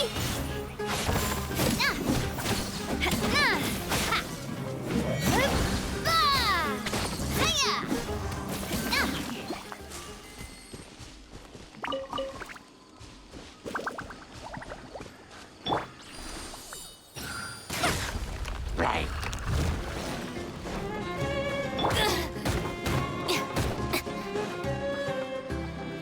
Our bond is strong.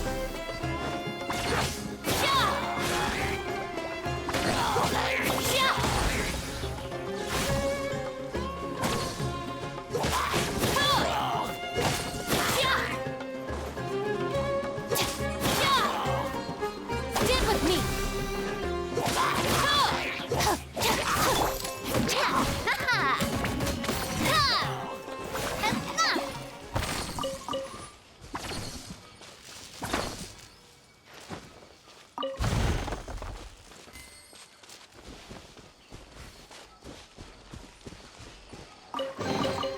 I'm loving this treasure hunt.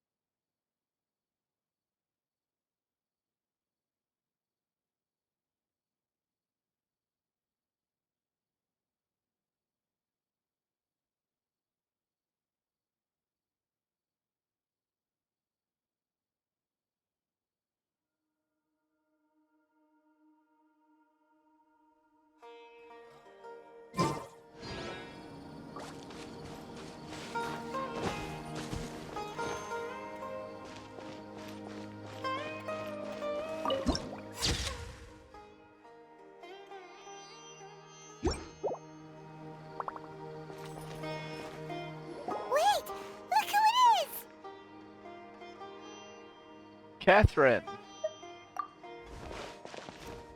Thank goodness you're okay. We We were so worried about you. You are Nahida, right? You haven't been reprogrammed by the doctor, have you? Hey, this was supposed to be a touching reunion, but you're ruining the moment. Well. Actually, it's very smart of the Traveler to be wary of me right now. After all, the Doctor has shown that his technology can apparently even control human minds. Plus, it's not like you could have known what happened after we split up and I was facing the Doctor by myself. Even a pool of stagnant water after a torrential storm can occasionally pass as a patch of sky. Paimon feels like only the real Nahida could come up with such an obscure analogy. I agree. Huh? But I wasn't trying to win your trust or anything. All I wanted was to clarify my point. Well, we understand that point now. Please, Nahida, tell us more about what happened. Are those poor people all right? When you left, I was still in the middle of restoring everyone's minds. Thankfully, when the doctor mentioned depositing information into the subconscious, he didn't mean engraving information into their minds. Instead, he did something closer to creating hallucinations. That was still within my power to fix. Luckily, I managed to finish my restorations and mind jump away from him just as he was about to capture me. Whew. What a relief. The doctor sure pulled out some hidden cards, but good thing we had Nahida with us. I wouldn't be relieved just yet. I gave away my true identity when I restored everyone's minds, which means we've lost another one of our trump cards. Also, the doctor is already an expert at modifying Akasha terminals. Maybe it's only a matter of time until he captures my consciousness inside the Akasha. Would that mean you'd no longer be able to jump between minds? Then how do we stop him? He's still at the academia, so it's possible he already started messing with the Akasha. Our position will only get worse with time. Ugh, it feels like he's toying with us. What a nasty piece of work. Plus, the doctor's combat ability alone is apparently enough to make him worthy of being number 2 of the Fatui. We shouldn't give up hope just yet. Let's try to find another way to attack this problem. Actually, Nahida, how did you know we were trying to get to Party's DI? Have you been waiting for us? Yes, I have. I can see the Traveler's elemental energy, so I deduced your destination by looking at the direction you were moving in. You didn't come here for sightseeing, right? Did you find any leads? We're looking for a scholar we know. His name is Tainari, and the sages once tried to reach out to him. Why don't you come inside with us and see what we can find? Okay. Let's just hope we won't get him into trouble. Have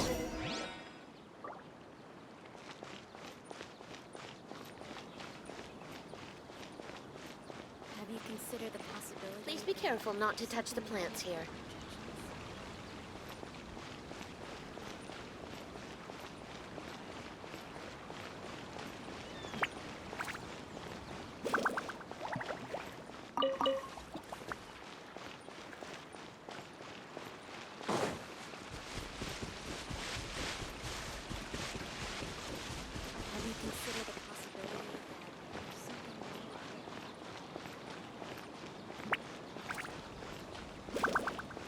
Rather than asking all these questions, why don't you do your own research first?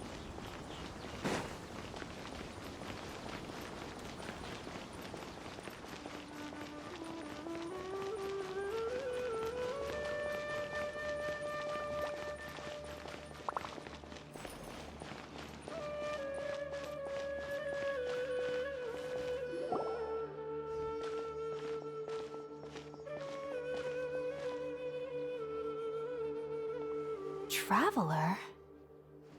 It is you! Ah! It's Hypatia! Yeah, long time no see. Didn't expect to run into you here. Ah, what a pleasant surprise! It's so nice to see the two of you again. Who's this? She's a scholar we met in the Avidia Forest. When we last saw each other, she was still training in the... what's it called? Satyavada life? Oh, I see. That's right, we're old friends. You've come at just the right time. Ever since I've come here, hardly anyone has even talked to me.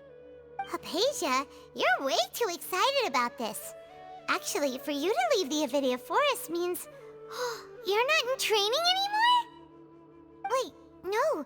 Did you already finish your training and reach Paripurna life? What do you think? My consciousness has already managed to make contact with the divine. You did it! Congratulations! I'm really happy for you. It's so exhilarating to share this sublime joy with others at long last. When my consciousness made contact with the gods. What a supreme and unparalleled experience that was. That sounds incredible! Actually, we're here for Tanari. Oh, all right. Actually, please wait. I haven't forgotten my promise to you. Remember? I promised to help you understand what you saw from Irminsul once I gained deeper insights. My current self has not only gained true insight, but I can even help you establish a direct connection to the consciousness of the divine. You can do that? Do you believe her, Nahida? I've never heard of anything like that, but if you want to give it a try, I'll do my best to protect your consciousness during the process. Hold on. I brought some spirit-born ale with me. This is still a crucial part of the ceremony. We're using that incense again? All right now. Hold my hand. I'll help you establish a pathway to connect your consciousness. Okay. Ready?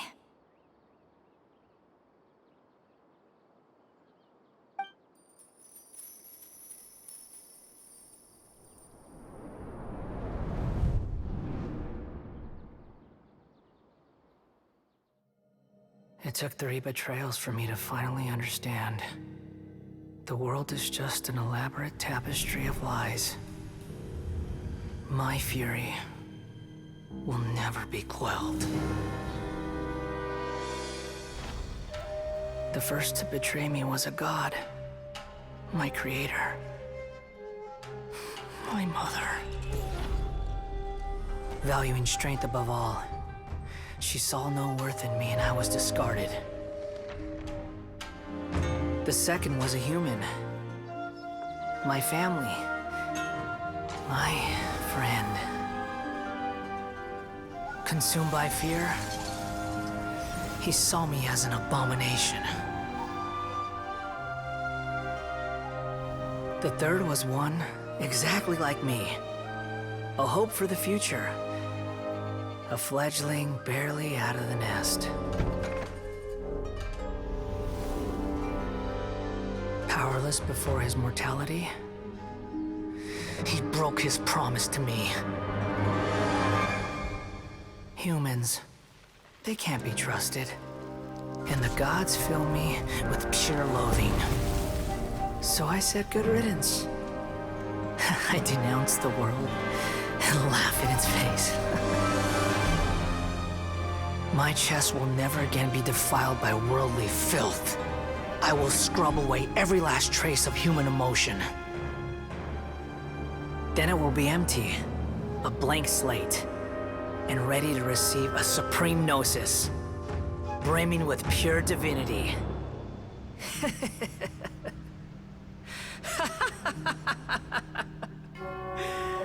There is no need to fear. The pain will be brief. Your era is coming to an end.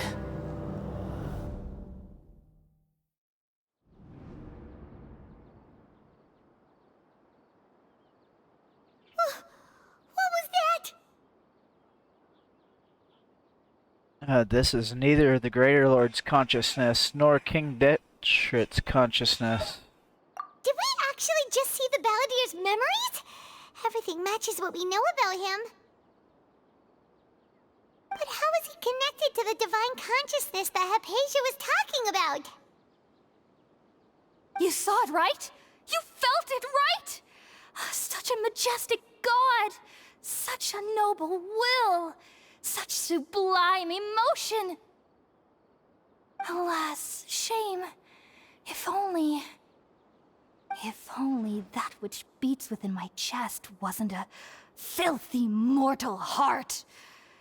Oh, great and merciful God! Please grant me forgiveness and salvation! Do you understand now? I'm afraid this is no Puripurna life, but rather... Wake up, Hypatia. Ah!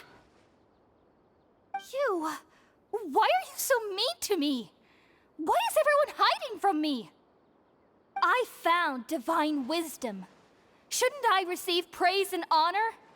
Haven't I uncovered that light in the darkness? Hypatia? That's how I always thought everything should be. Wait. Have I... already lost my mind?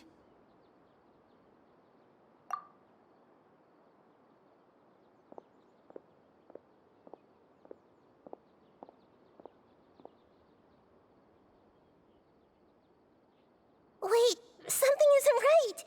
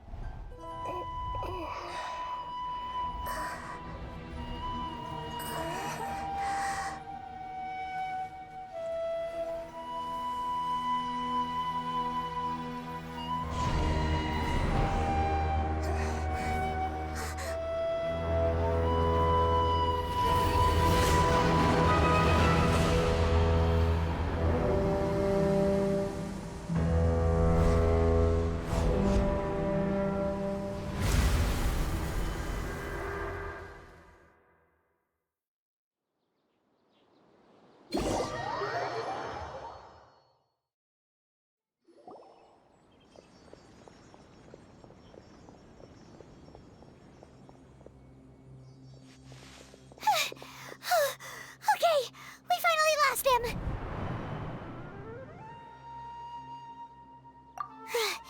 Are you okay, Nahida?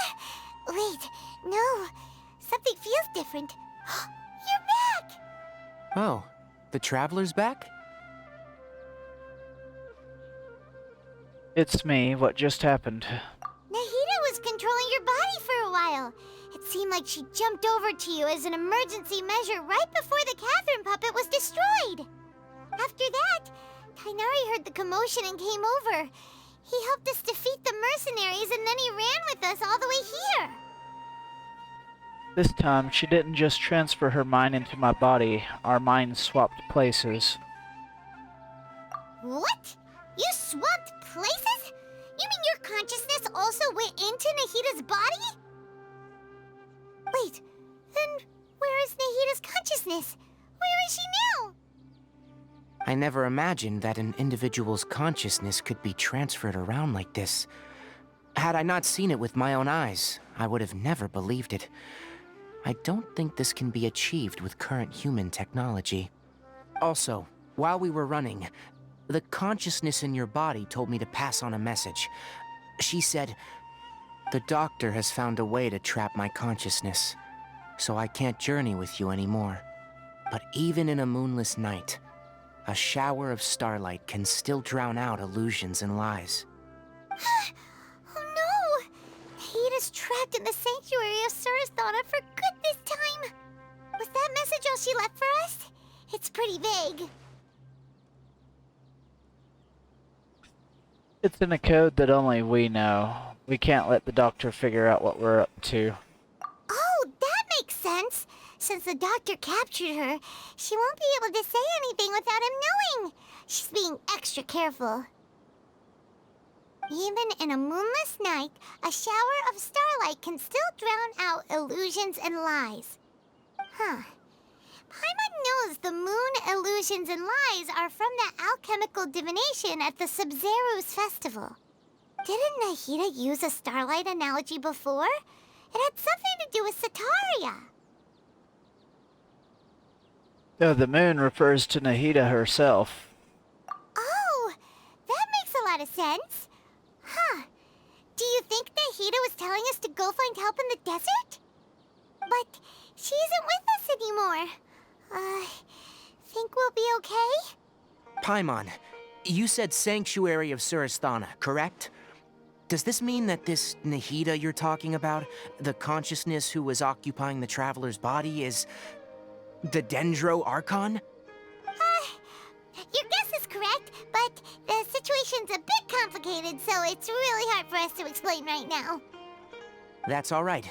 A scholar's curiosity doesn't need to be appeased right away. As for the complicated nature of the situation, safe to say I have witnessed that for myself.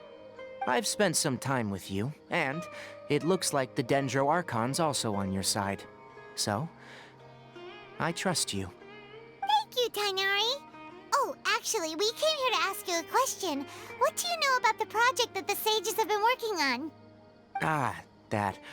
While I was indeed invited to join that project, the sages were always secretive about its scope and goals, so I eventually declined. All I know is that the project has something to do with the restoration of Irminsul. I think I know what the project is about. I just received some new intel. Huh?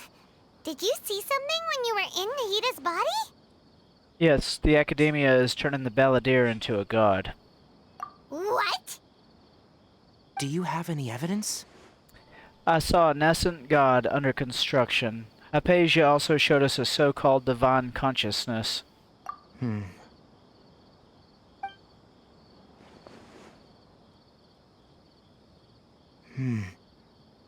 So that's what happened. That explains why Hypatia's symptoms were different from those of the other scholars who went mad. It's because she made contact with the consciousness of a new god who is still in the process of being born. Tainari, did you leave the Avidia Forest because of Hypatia? I did. I noticed Hypatia's mental anomalies, but since her symptoms were rather atypical, I secretly took her to Pardis Di and began searching for a way to return her to her normal self. If I didn't take action, Hypatia would have already been taken by the Matra to the desert, doomed to a life of exile at Aru Village. Now that you mention it, I knew the Academia has never thought particularly highly of Lesser Lord Kusanali, but I still didn't expect them to do something as arrogant as creating a new god. Looks like I made the right decision by not accepting their invitation. The Patuia is also behind some of this. The Doctor and the Balladeer. We have 2 Fatui Harbingers in Sumeru. Sounds like we're in for a bad time. From your description, I don't think they've completed their project. There may still be room for us to intervene. But then, what is the connection between creating a new god and restoring Irminsul? Yeah, it feels like we're still nowhere close to figuring out the sage's goals. Oh, let's head to the desert for now. Right. We've pretty much gone over everything we need to know, so we should head out. How about you, Tainari? What are you going to do? I'll stay here for now. I still want to try a few more things to help Hypatia. If you're planning to go into the desert, start by heading for Caravan Ribat. That'll be your fastest route. Come find me here if there's anything else I can do to help. May the spirit of wisdom go with you. Thanks, Kainari. Hopefully Hypatia will feel better soon. We're off then.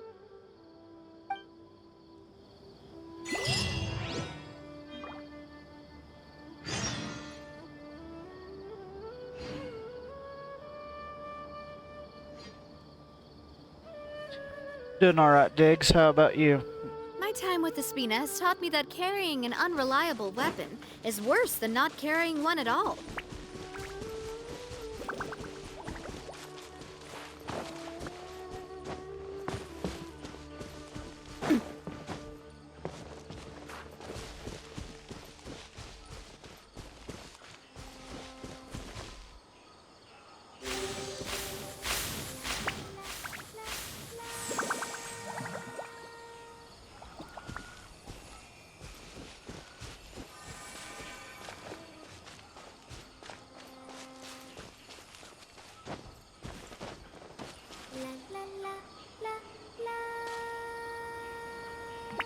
Probably need my little thingamajig. Let's see. Not this one.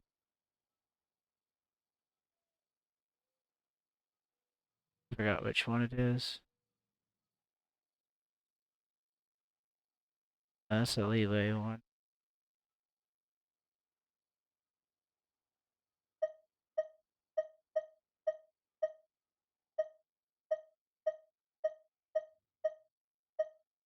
It had to be that one.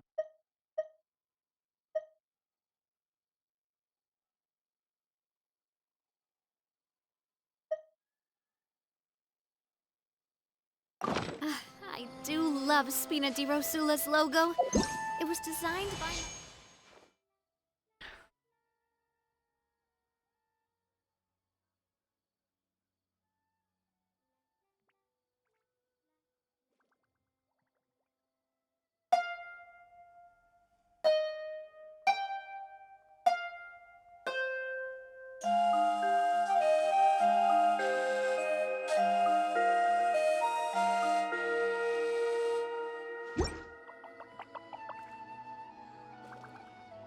Nara's music is heard. I like it. I'm going back to Vana. I always tongue tie on this. Vanarana now. Goodbye, Nara.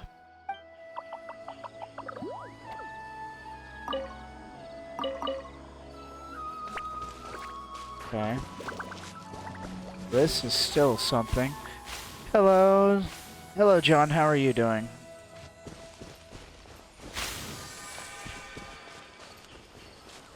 Okay, that did not do... Okay, I'm missing something here. Let's see.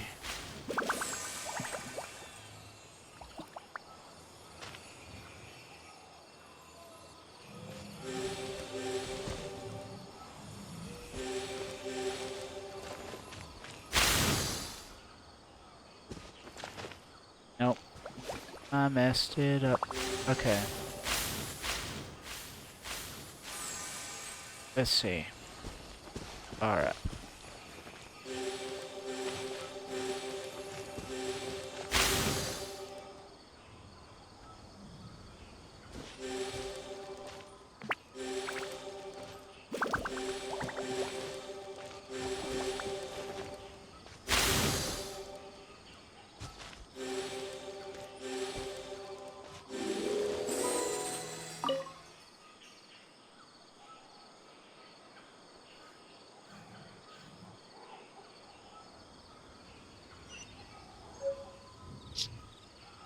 Alright. Oh, I'm playing on PC. I use a PlayStation controller to play. Hunt.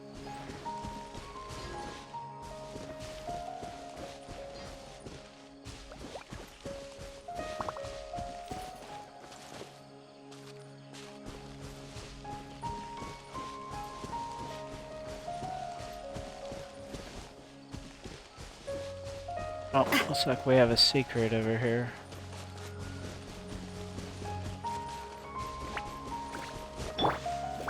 Oh. Our bond is strong. Hey there! Well, I missed that shot. Watch out! Hiya! How long have I been playing Genshin? Well, I just started streaming it after Christmas, but I had already been playing it long before that. I probably got like 500 hours in this game, roughly.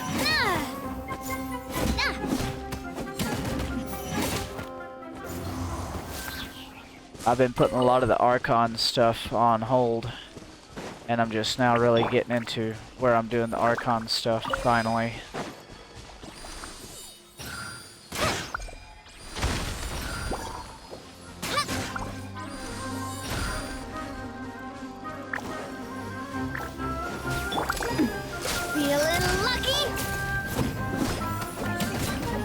I struggle with some of the newer characters because I've got to get more familiar with their kits.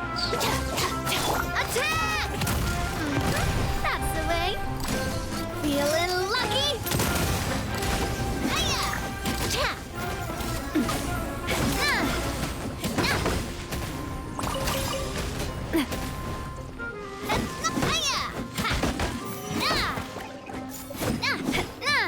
Oh, Genshin? It's its own story. It's basically an open world RPG. The way it starts off is you are two twins battling an unknown god at the beginning of the game, and the unknown god separates the two of you. Whatever character you choose between male or female. Your character gets put in stasis for 500 years, and your sibling goes out into Tevat and is already out here exploring everything. By the time you come to, she has went over to the dark side, so you're trying to find her, find out where she is, find out why she went to the dark side, and try to get her back.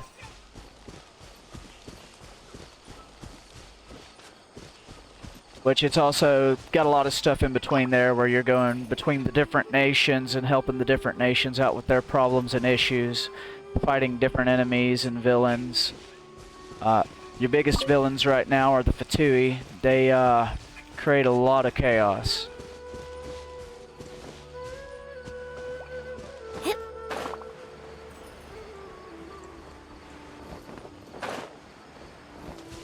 So the game is massive. Here's I'm gonna zoom out on the map. This is the map where you start out. This is where you start out at. Then you go all through here, all down through here. Then you come all the way out here. All this stuff out here. Then you come back over here. Then you go over in here. And this is where I'm at right now. I'm in Sumeru right now. I'm making my way over here to the desert. Some of these areas I've already unlocked because I had to fight some of the bosses to get materials for my characters. I just went out here, farmed materials, and didn't do the quests yet. Then you go up through here, and then all the way up through here. And we're having another area added to the map. They have not said where the new area is going to be, but I'm going to assume it's going to be in this area right here.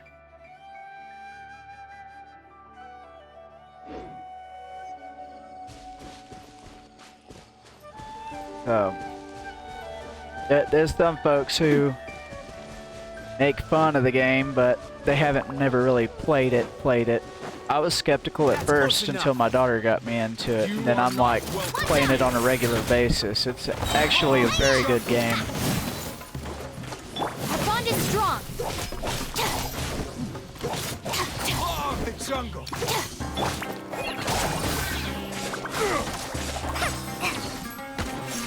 Watch out!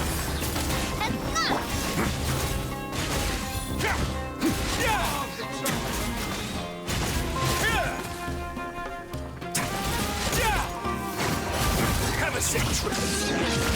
Oh, I kind of missed my punch there. This way!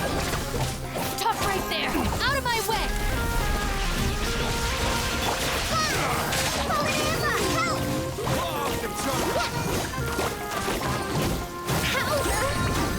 This one's got your name on it! This one's got your name on it! A proper send-off! From the Spina with love.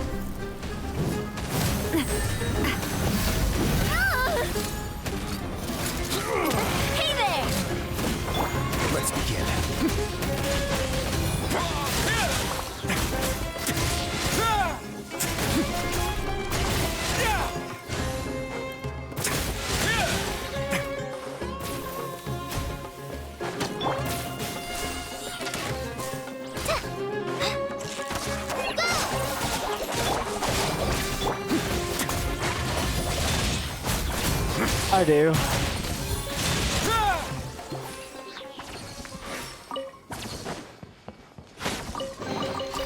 I'd take it if I were you. I'm sure it'll come in handy.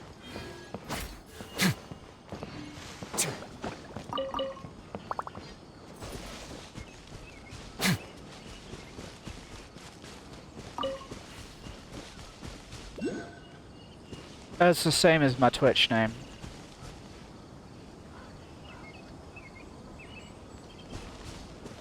Yeah, this one is hiding somewhere. I'm looking for one of the Dendro stars right now because it's in this area. Might be hidden under something. I'm like right on top. There's a withering. Yep, there's a withering right underneath me.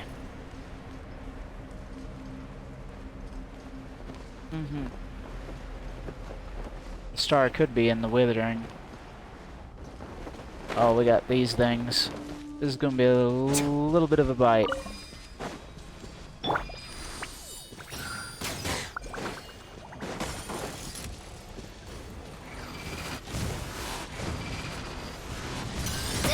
Oh. Don't touch me! Stand with me! Umbrella warfare, I guess! Feeling lucky?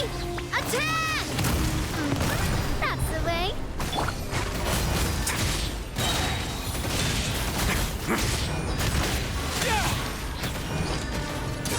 Get a little chilly.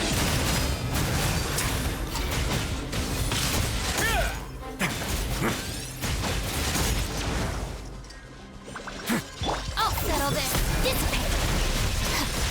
Try this on your side. Aye! Umbrella warfare, I guess. Feeling lucky? Fire! Well, with rocks.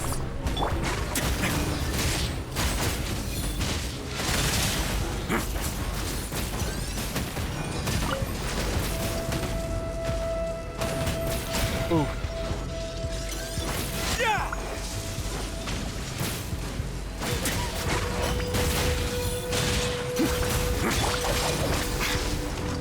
This one's got your name on it. Oh, I'm taking on too much withering. Gotta run out of Sorry, it. Nope. partner. Ouch.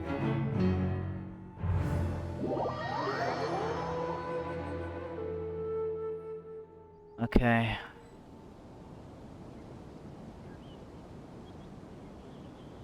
Gotta try to find my way back over there.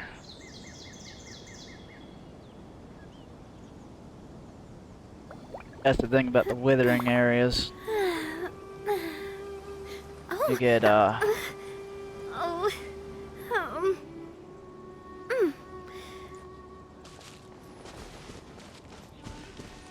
may not be able to get back to that same exact spot because I did not mark it. Sometimes it teleports you all the way over here and you're like, well, I don't know where it put me.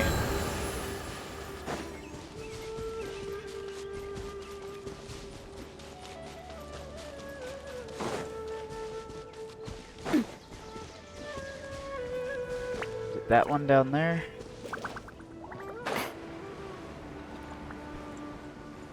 It might be. Might be that one down there. Alright, we got a challenge here. What kind of challenge do we got? Okay. Exploding barrels.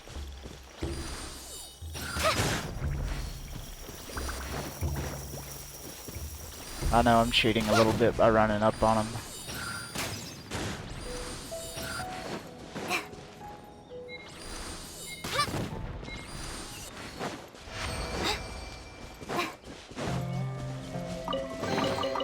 Wow, this is so lucky.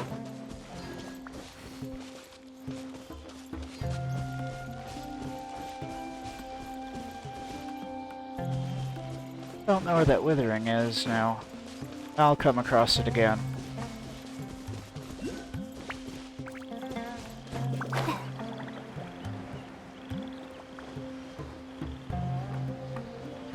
Oh, this might be it right here. Yep, this is the one. So you can see the drops from when I was over here. Our bond is strong. This one's got your name on it.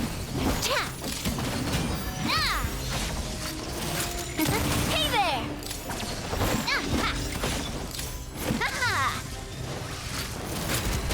Hey there. Fire. Well, with rocks. A moment, please.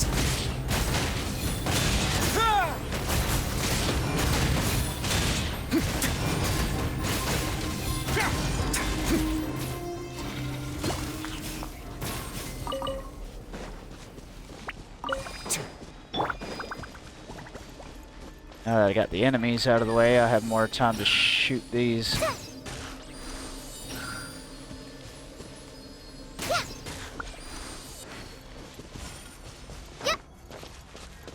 Did it not hit it? Oh, I probably had to get a pyro character. No? Okay.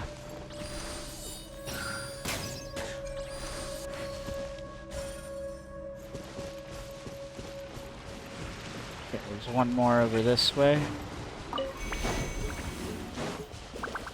And don't worry about this stuff that I'm doing right now. When you play the game and you go to the new areas, there will be tutorials that show you how to deal with all this stuff. Oh lord, it's a drake. Dissipate. Feeling lucky? Umbrella warfare, I guess. This is going to be a bite. Because I don't have enough. The bow character I have on me is not really strong enough. Ooh, no. No, no. That's not gonna work. Our bond is strong. Umbrella warfare, I guess. I wasn't expecting it to be a drake. This one's got your name on it.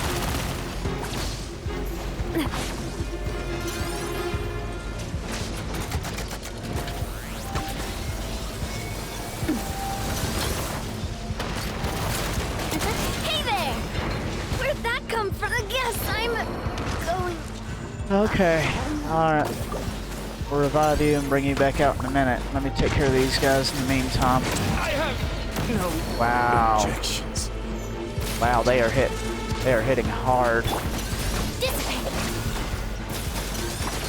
I'm sorry for the trouble. Okay, I'm gonna have to accept this loss. I'm going to mark this though, so that I know where to go. Sorry, partner.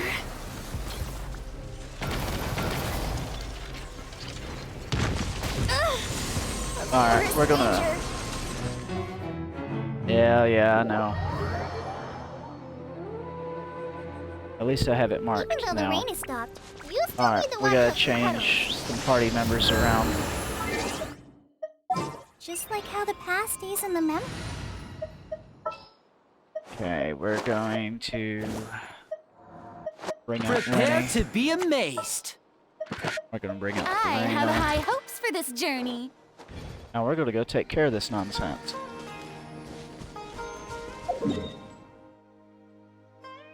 Right here. Navigate.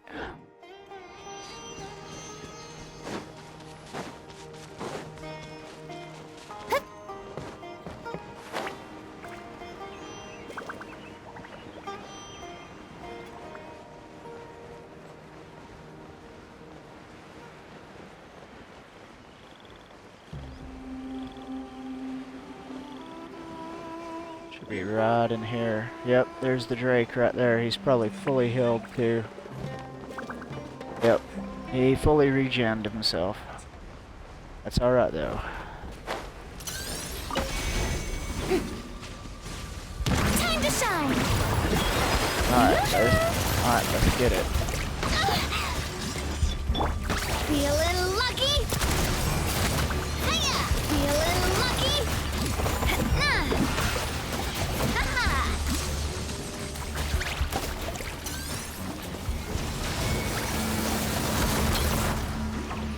Let's go over here to the other side. Try to play it defensively a little bit.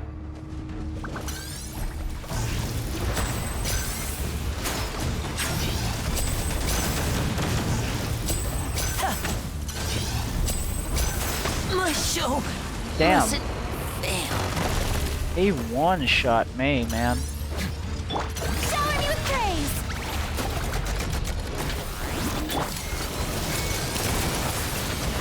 No! Not me. Too. Yeah, this one is messing me up. I've never had this much problem before. Yeah, sorry! I couldn't protect.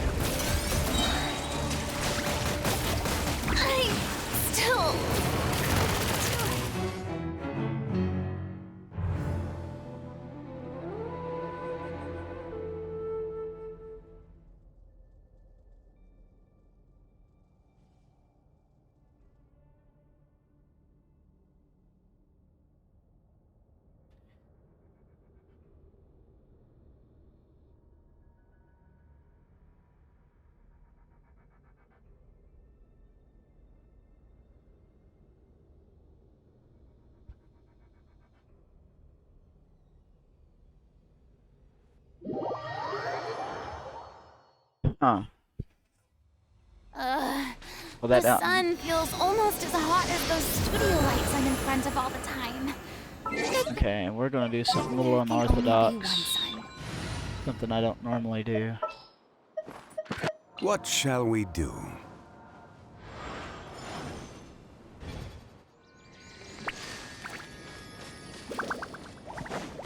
Just so I can get that cleared.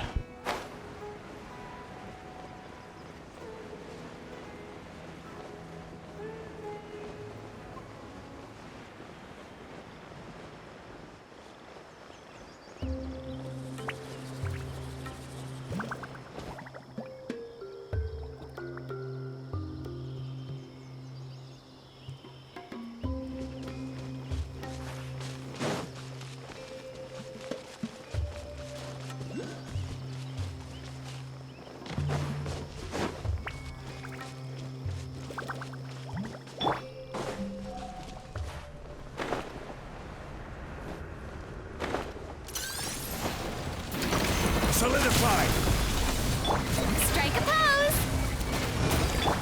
This one's got your name on it!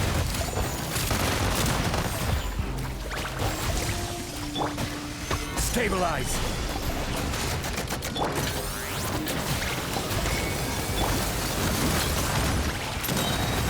Attack! That's the way. Hiya! I will have order! Solidified! Yoo-hoo!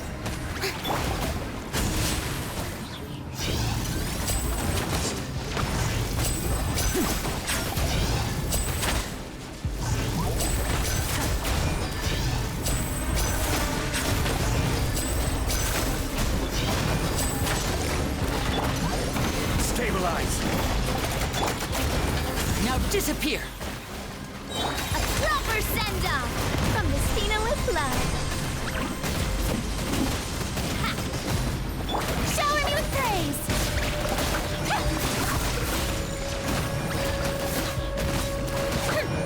Let my name echo in song.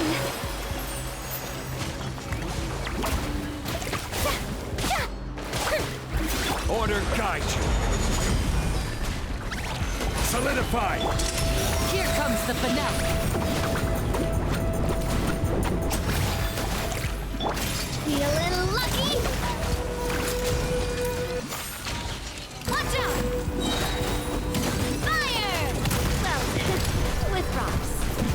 Cha! Ha! Ha!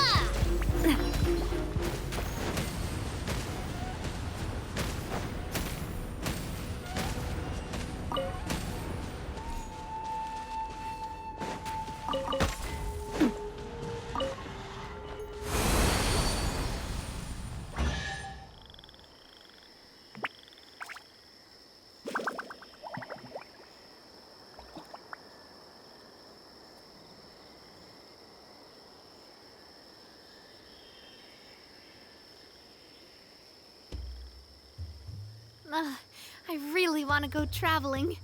I don't mind where we go, as long as I have my friends with me.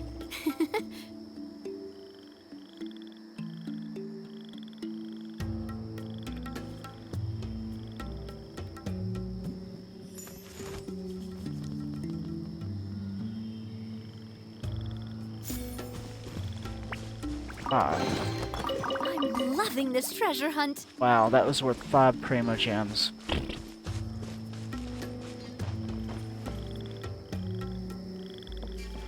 Alright.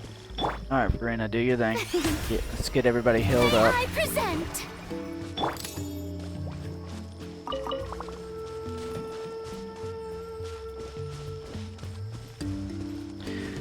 I'm gonna try to see if I can't find this star. Ah, it's right here in front of my face. Yay. Oh, I got stuck. This is not good.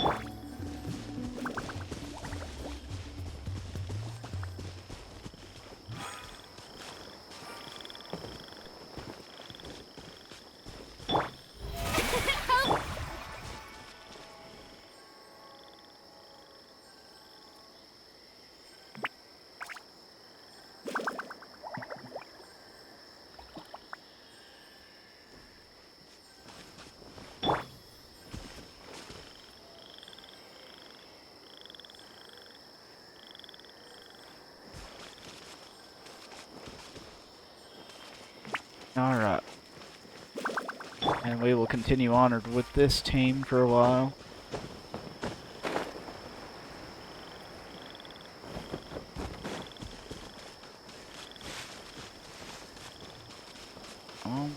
Well, I need a dendro, so...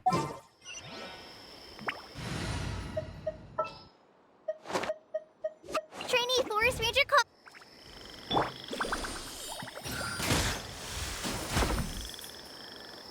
Oh, that's going backwards. Okay. Let's see, what's this over here? Looks like I've already activated that. I must have been through here at a previous point. Alright, hold on 1 second. Let me add a marker there so I know that to edit that.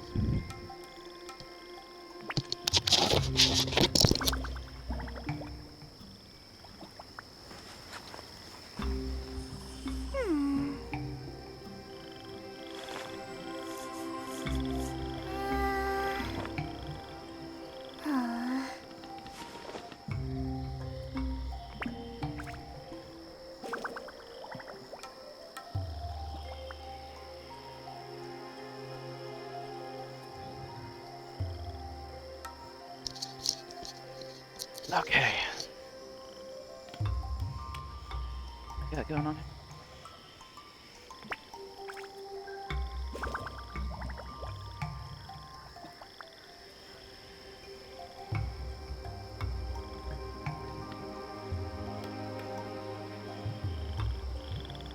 Alright.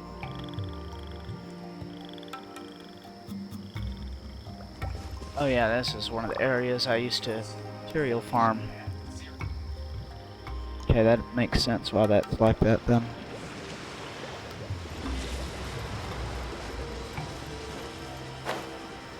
Oh. Yeah, let's get this chest down here.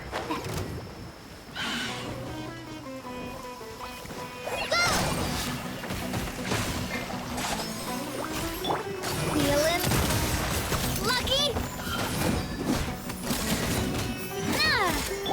Quake!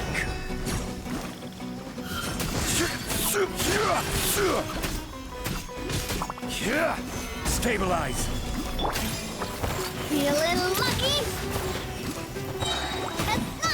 Fire! Well, with rocks.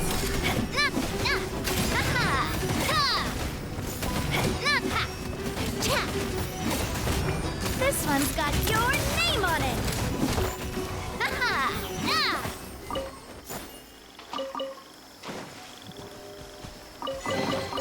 I'm loving this treasure hunt. Alright.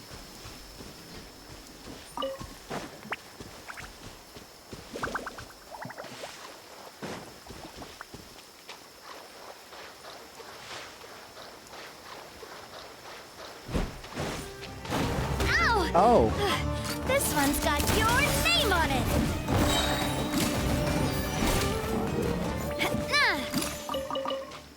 Yeah, pounce on me. Yeah, we're not gonna deal with you right now. We'll deal with you some other time.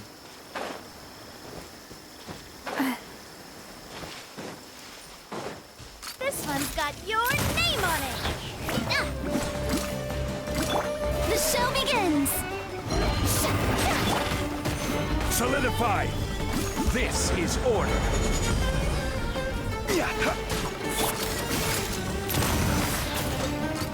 Watch out!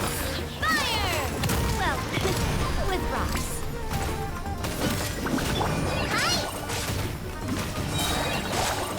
Just like we rehearsed! This one's got your name on it!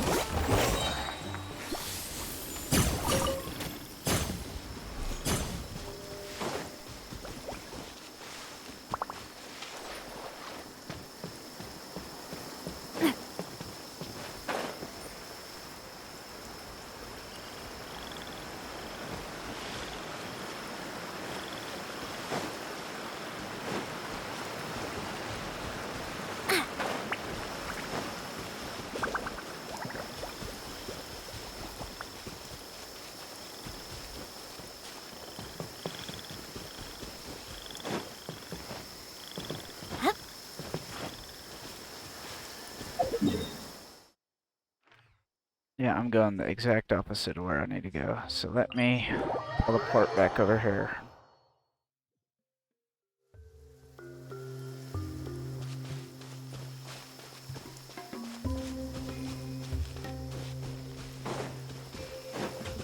Umbrella warfare, I guess!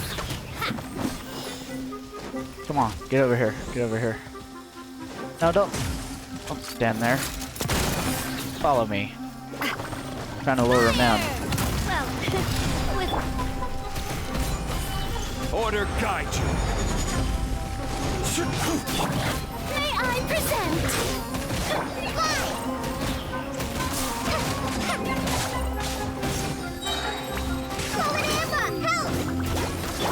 Feeling lucky? Attack!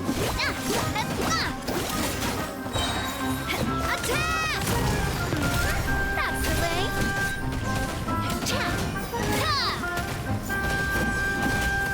This one's got your name on it.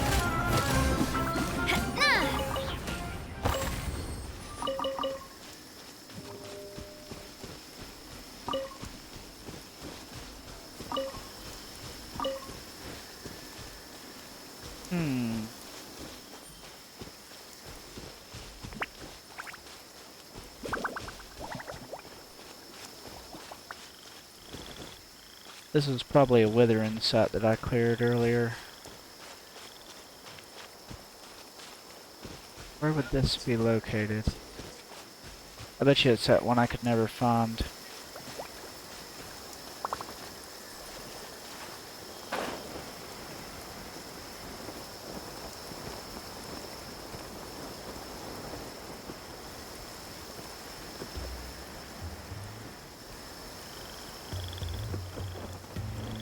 There's no special cavern here or anything.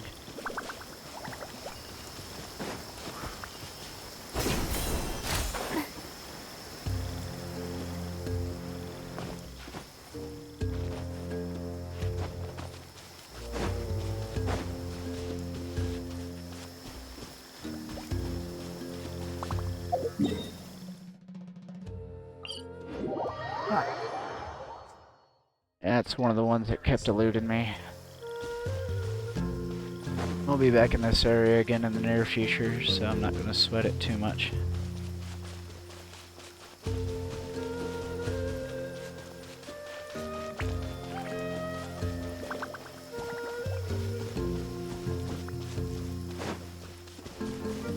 Oh, okay. Well, y'all got a chest, so you know what that means. I gotta take you guys out. How's this? I will have order again. Gather. Try. It's a fury. Hey there! A proper send-off from the Spina with love. Umbrella warfare, I guess. Hiya! The hunter.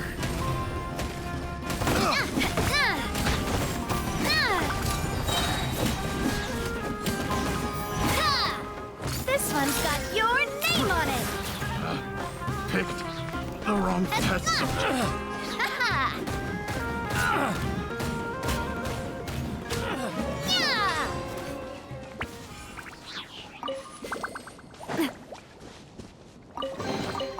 I'm loving this treasure hunt.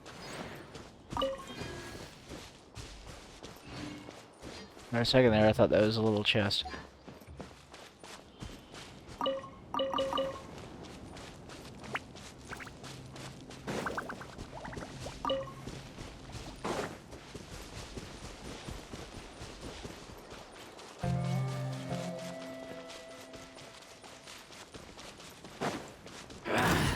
New lucky today.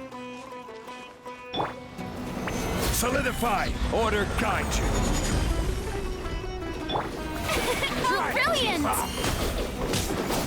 Hi! Just like we rehearsed. Hey there! Need. No more. You want this? No more tricks up your sleeve. You want this one.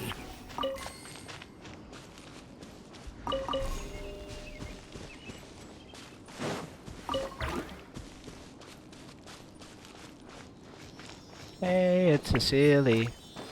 Here, Mr. Silly.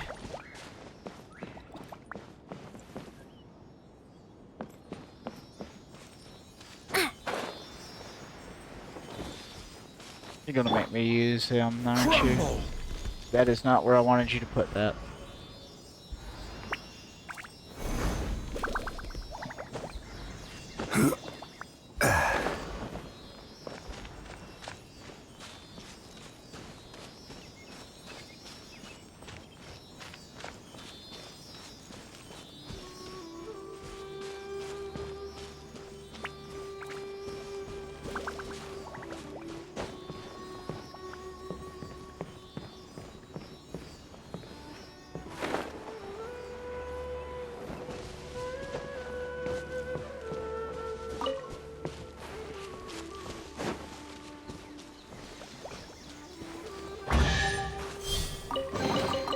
Certainly worth the extra mile.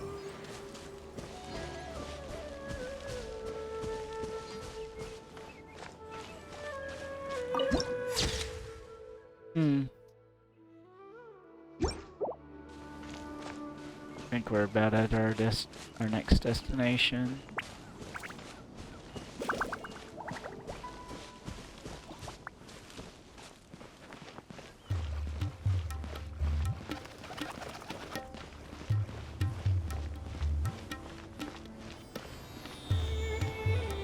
Alright. Got a marker.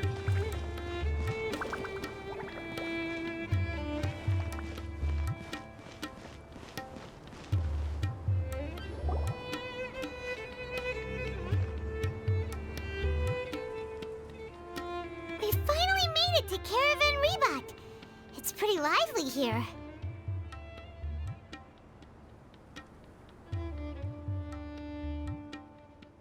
So, just past this wall is the desert, huh? Oh, wow. Paimon remembers hearing people call this the Wall of Samiel. It's made to block sandstorms from the outside. Oh, if it's this tall, it's gotta be the divine work of Greater Lord Rukkhadevata, right? It is indeed quite impressive.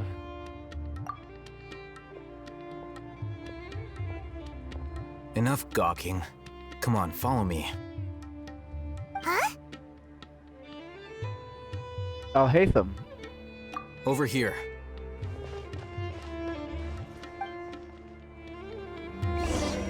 I'll hate them with that follow him. Wonder what he's up to.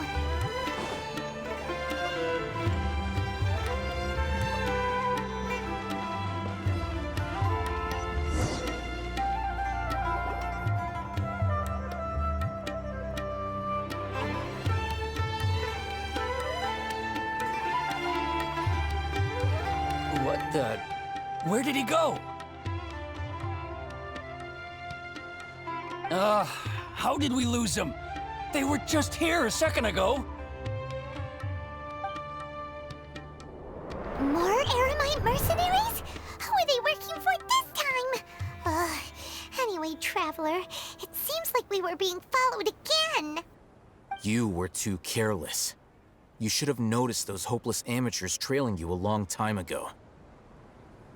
Thanks, Alhaitham. We couldn't have shaken them without you. There's no need to thank me. I've never cared to keep track of personal favors. All I did was correct a mistake I happened to come across. It's a habit I developed at the Academia. You really gave Paimon a scare, Alhaitham. We never thought we'd run into you here. Last time we met at Port Ormos, didn't you say you were going back to the Academia? Wait, don't tell Paimon that you're here to take us back on their orders! Oh, so you've already landed yourselves on the Academia's hit list. I can't say that I didn't expect it. However, had I wished to turn you over to the Academia, don't you think you'd already be the Eremites' honored guests by now? Oh, right. You do have a point. Did you participate in the Sage's big project? I have no interest in running errands for that project. As a scholar, I've always belonged to the camp that promotes researcher autonomy. And these days, you're more fascinating than anything the Sages can offer. Oh, so you were actually looking for me? Not quite. To tell you the truth, I'm still investigating the Divine Knowledge Capsule. Unfortunately, I've run into some difficulties. Everyone says the capsule originated in the desert and was eventually moved to Port Ormos. If I am to get to the bottom of this, I must understand how the capsule first came to be. Which brings me back to you, and why you're so interesting. The leader of Ain al-Ahmar used the Divine Knowledge Capsule right in front of you, and upon seeing him, your expression became perplexed, and you were lost in thought for quite some time. To have that kind of reaction, I think you must have realized something. Are you interested at all in sharing what you've been hiding from me? It must be because I was so shocked to hear those words again. World, forget me. Alhaitham, you really have a ridiculous eye for detail. What kind of person even notices or remembers stuff like that? The situation's just a little complicated. I can't share what I know yet. So that's your answer. Well, I do work for the Academia after all. So considering that, it is indeed wise to keep your cards close to your chest. But that does prove you do have some undisclosed information about the Divine Knowledge Capsule. Am I right? No matter. Rather than simply learning the answers from you, I'd still prefer to investigate on my own. Speaking of, you two are also headed to the desert? That's right! We have the same plan as you! But we don't really have any concrete goals at the moment. Then I'd suggest starting with Aru Village. It's the largest settlement in the desert, so it'll probably have more resources and intel than anywhere else. Well, would you like to head there together? Sounds good. Let's head there together then. It's always better to travel with someone you know. Let's go!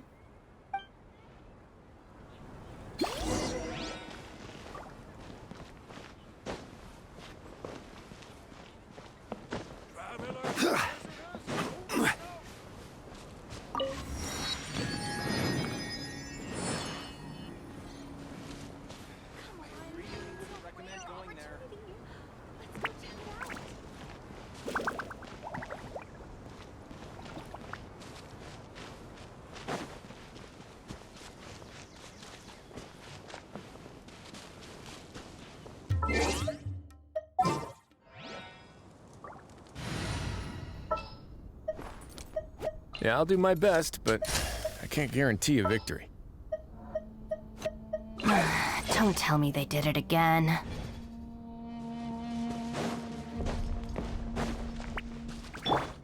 Stand with me!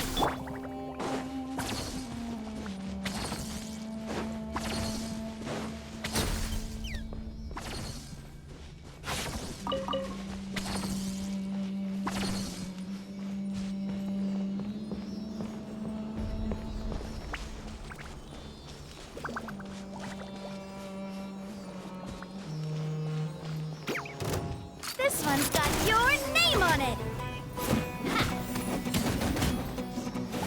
Dissipate! Yoo-hoo! Umbrella warfare, I guess! Aha! Hiya! Yeah!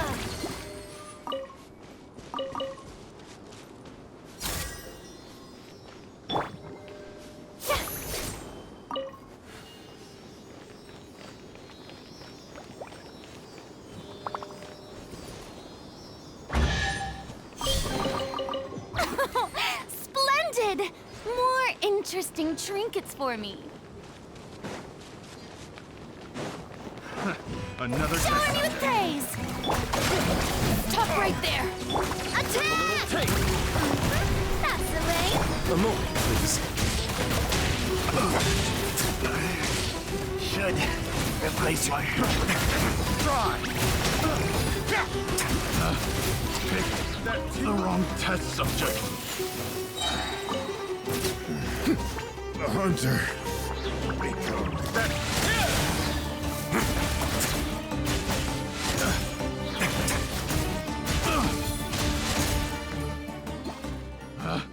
Picked the wrong test subject.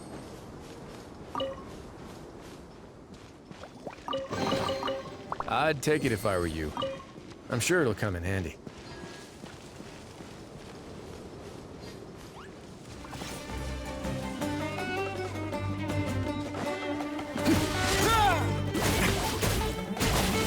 Our bond is strong! Lightning terrified!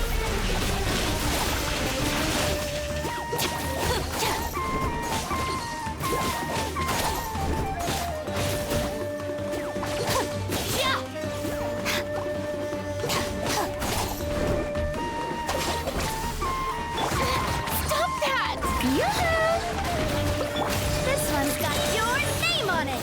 Fire! Well, with Ross.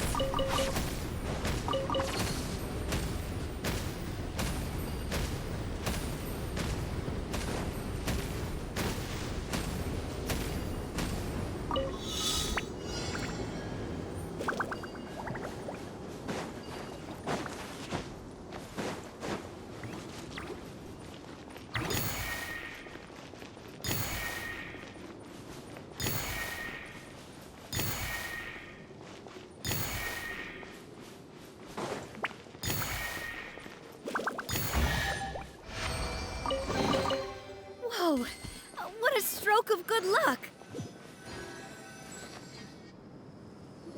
Before us lies Aru Village, the safe haven of the desert folk. Whoa, this landscape is really something else. What a cool place! Let's go check it out!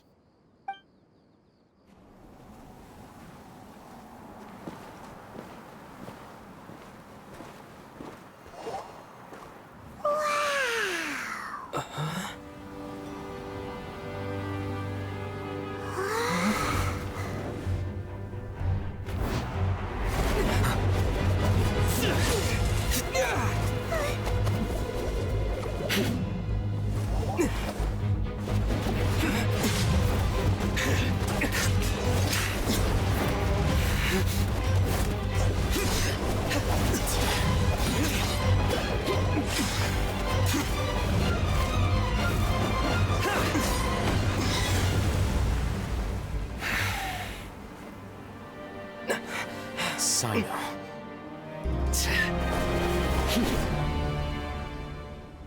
Unless my memory fails me, we have barely spoken 2 words to each other before now at the Academia. Would you care to enlighten me as to when and how I invited the General Mahamatra's wrath? Oh, Hatham.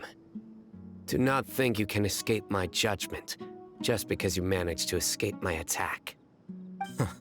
Judgment? So that's how you'd characterize your actions here, is it? Or would elimination perhaps be a more accurate description? Had I used my full strength, not even this traveler would have been able to stop me. Though styled like an assassination, I sought only to ensure that my target would be unable to flee or resist. Standard practice for the Matra, as well you know. Seemed to me more like your own personal touch. Who is that, Alhaitham? Did you call him General Mahamatra? Yes. General Mahamatra Sino, head of all the Matra at the Academia. He's a formidable hunter, and the ultimate nightmare for any who have committed academic crimes. You seem to have placed a lot of trust in Alhaitham, to the point of blocking an attack for him.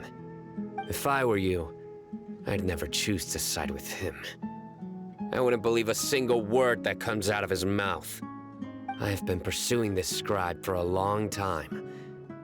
I urge you, stand back and do not seek to defend him any longer. Otherwise, there will be consequences.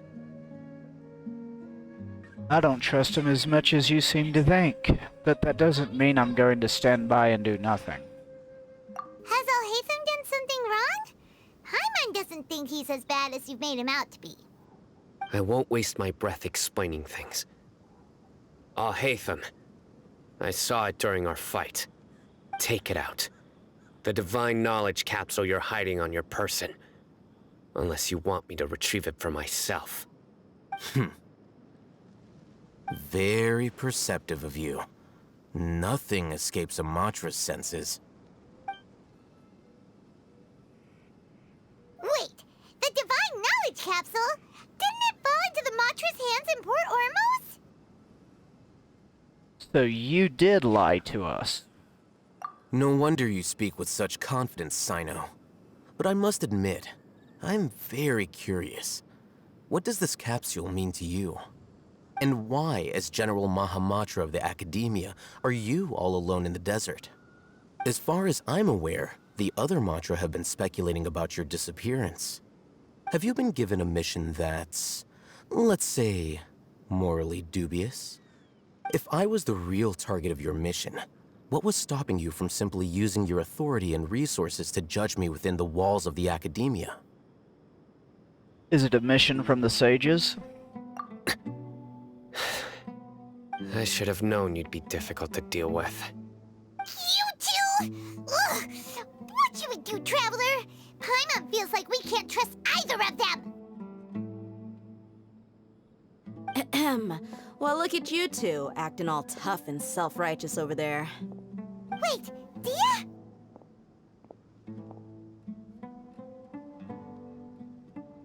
Great! Finally, someone that we can trust! You gotta help us out here, otherwise these two are gonna start fighting again! Yeah, sure looks that way. Two giants from the Academia duking it out once and for all. Not something you get to see every day, that's for sure. Listen, I know you academic types love to fill up your big brains with self-righteous morality and lord your empty rules and virtues over each other. But how dare you bring your petty disputes into the safe haven of Aru Village? It seems like someone's gonna have to beat some sense into your thick skulls until you finally learn to respect these grounds.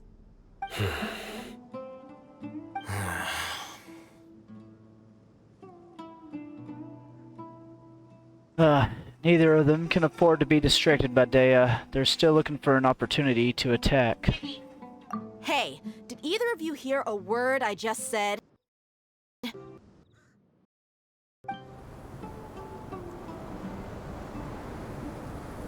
Whoa, what's going on? The wind's so strong!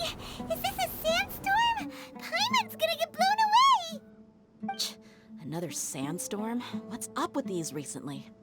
Hey! All of you, over here, quickly! We have to take cover! Someone's calling for us! Oh, this wind is too strong! Let's get over there! That's sounded like Candace. Come on, you two. Jeez, are all of you academia folks such hard work? Move it! All right, stop yelling.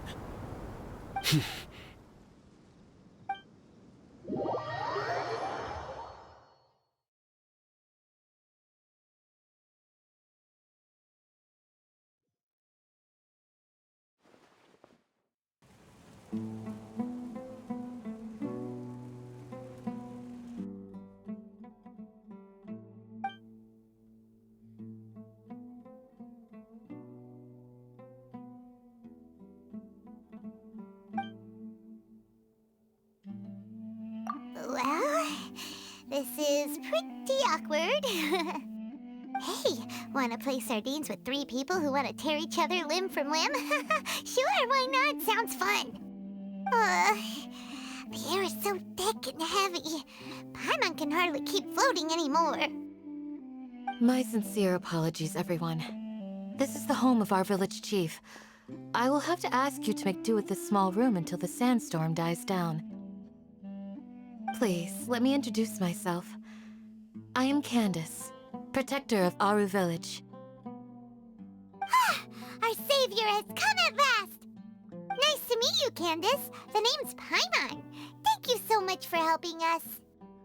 You have my gratitude. There's no need to thank me. It's only right to help each other when the weather gets rough. Wow, she's so gentle and caring, like a nice older sister. Unlike those guys over there. All right. Now that we're all better acquainted, we should return to the topic at hand.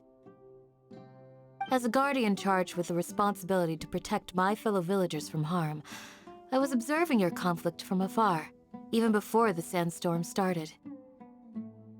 And now that you have set foot within our village itself, it is all the more my responsibility to make absolutely sure that you pose no threat whatsoever to us. So please, have an honest and sincere conversation with one another, and put your hostile feelings to rest. If anyone dares to start anything again while they are under this roof, I will not hesitate to send them out for some quality time with the creatures of the sandstorm. On second thought, Paimon may have misjudged Candace's character. And that goes for you too, Miss Dia. Do I make myself clear? All right, we got it, Candace. That's what I like to hear. So, which of you will begin? I was supposed to be a mediator, but I might have gotten a little too involved just now. Anyway, one of those two should probably start talking. Wait, that was you trying to be a mediator? I have nothing to hide, so there's no shame in explaining myself. While Alhaitham wasn't wrong about the other Matra not knowing my whereabouts, it's not because I've been assigned a morally dubious mission. Rather, I've chosen to exile myself. Huh? Exile yourself?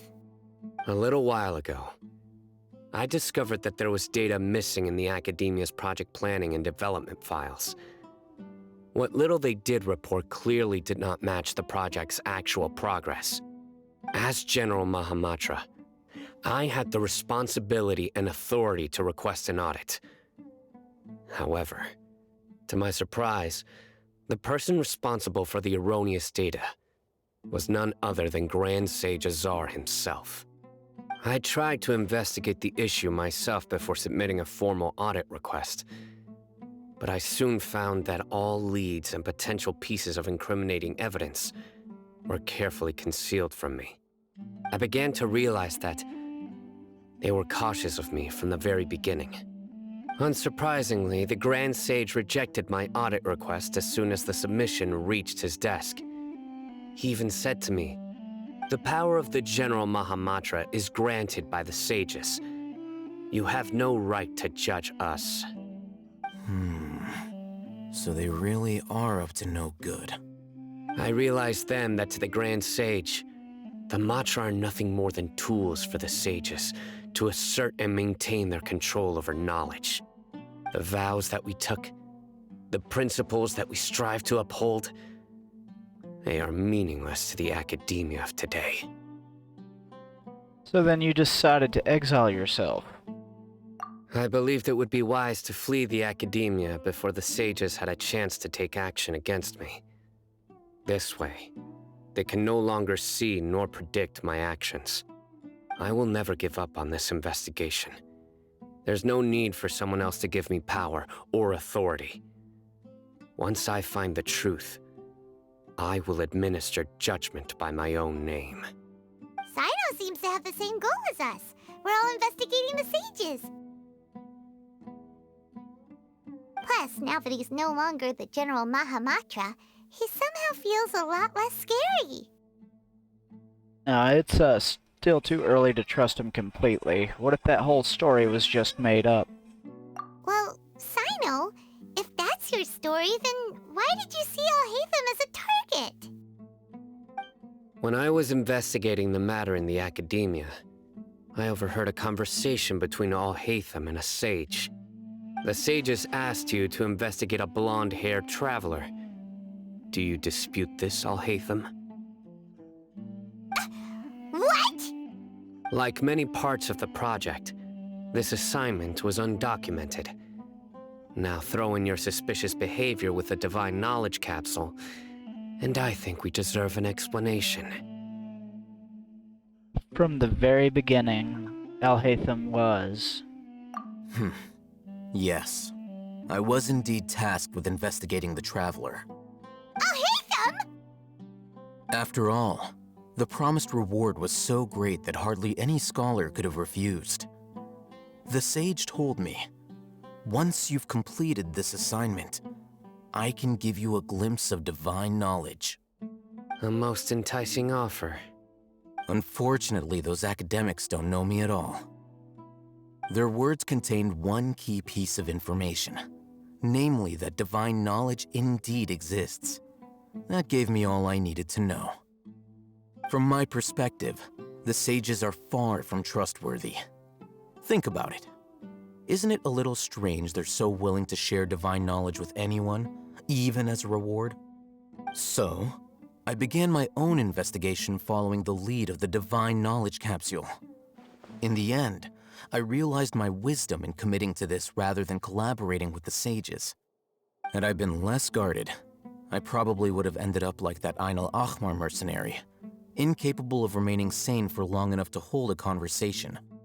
You mean that the sages originally planned to dispose of you, using one of those capsules that drive people insane?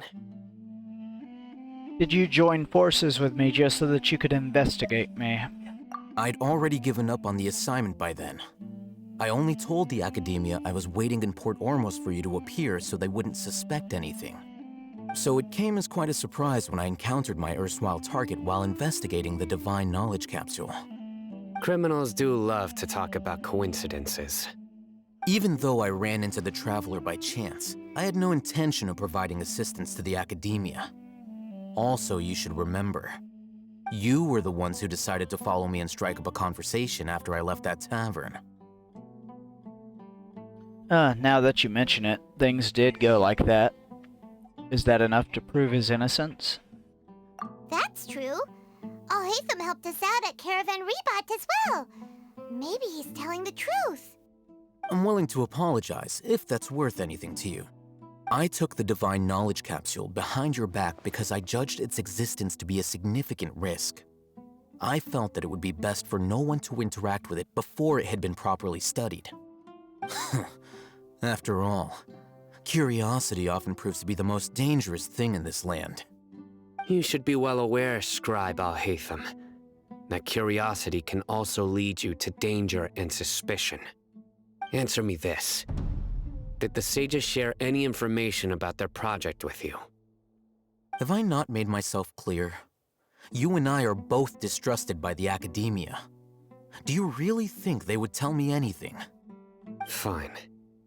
Although you haven't completely proven your innocence, I won't regard you as an enemy, for now. As you wish. Good. I'm glad to see you two clearing up your misunderstandings. And now you, Dia. I believe it's your turn. Oh, sorry. Whatever the boys were talking about must have been so boring that I spaced out. My situation is pretty straightforward. My employer, Dunyarzad of the Homayani family, is friends with the Traveler and is currently recovering from her illness at home. I had nothing going on, so I decided to return to Aru village for a visit. I was actually looking forward to a pretty exciting time getting back together with everyone here. But then I saw these two random guys in the middle of a pointless argument. It ticked me off, and things went downhill from there. Is that all? Well, I will admit that definitely sounds like your style. In that case, welcome back, Dia. That's more like it. I missed you all so much, Candace.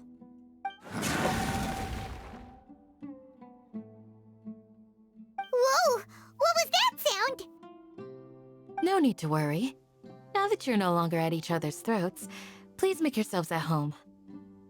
I'll take a quick trip outside to clear out some of those creatures in the sandstorm. Creatures? In the sandstorm? Are you sure you don't want some backup? Fighting in a sandstorm is not for the faint-hearted. Anyone without extensive training in these conditions is at a disadvantage. You needn't worry. Yeah, just leave him to Candace. Don't worry, she's as tough as they come.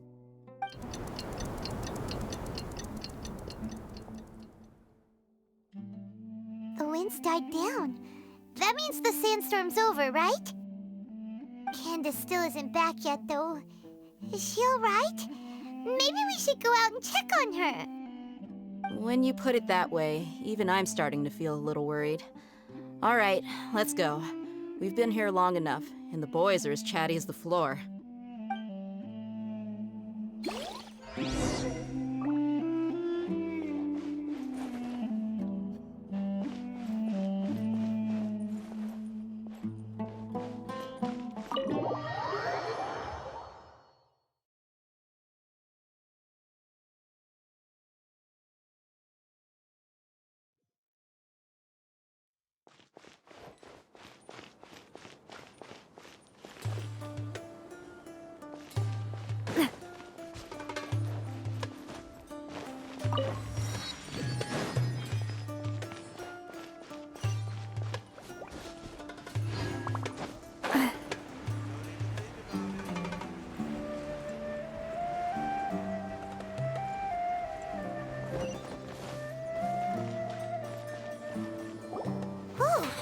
Candace, you're still fighting?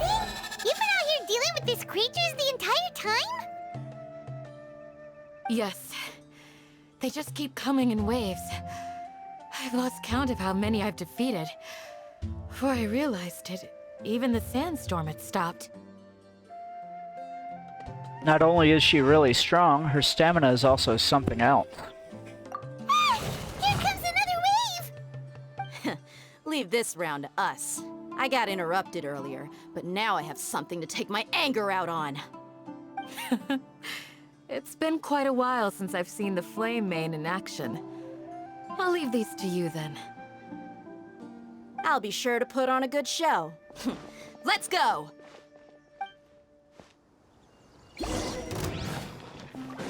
Umbrella warfare, I guess! Stand with me!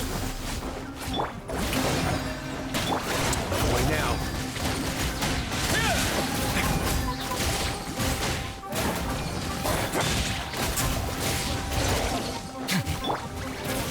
Feeling lucky? Hiya! Haha! Chat! Fire! Well, with rocks. Let's begin. Here comes another wave! When are they ever gonna let up? I'll settle this!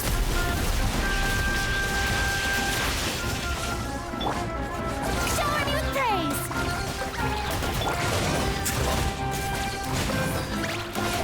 Stay cool.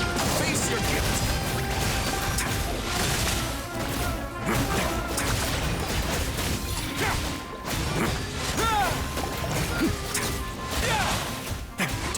now. The creature stopped appearing. Was that the last of them? What we fought just now was probably the aftermath of the sandstorm. So we should be safe for the time being. Well fought, everyone. No injuries, I hope. Huh? Who are you? Ah, my apologies. I haven't had a chance to greet you yet. I had my hands full taking care of the village's elderly and children. I am the chief of Aru village. Everyone usually calls me Uncle Anpu. It's a pleasure to meet you. Sorry for all the trouble.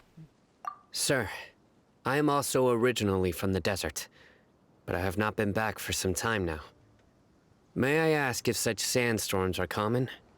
I can't say they've always been common, but recently the storms have become increasingly severe and frequent. Besides sandstorms, we also occasionally get earthquakes.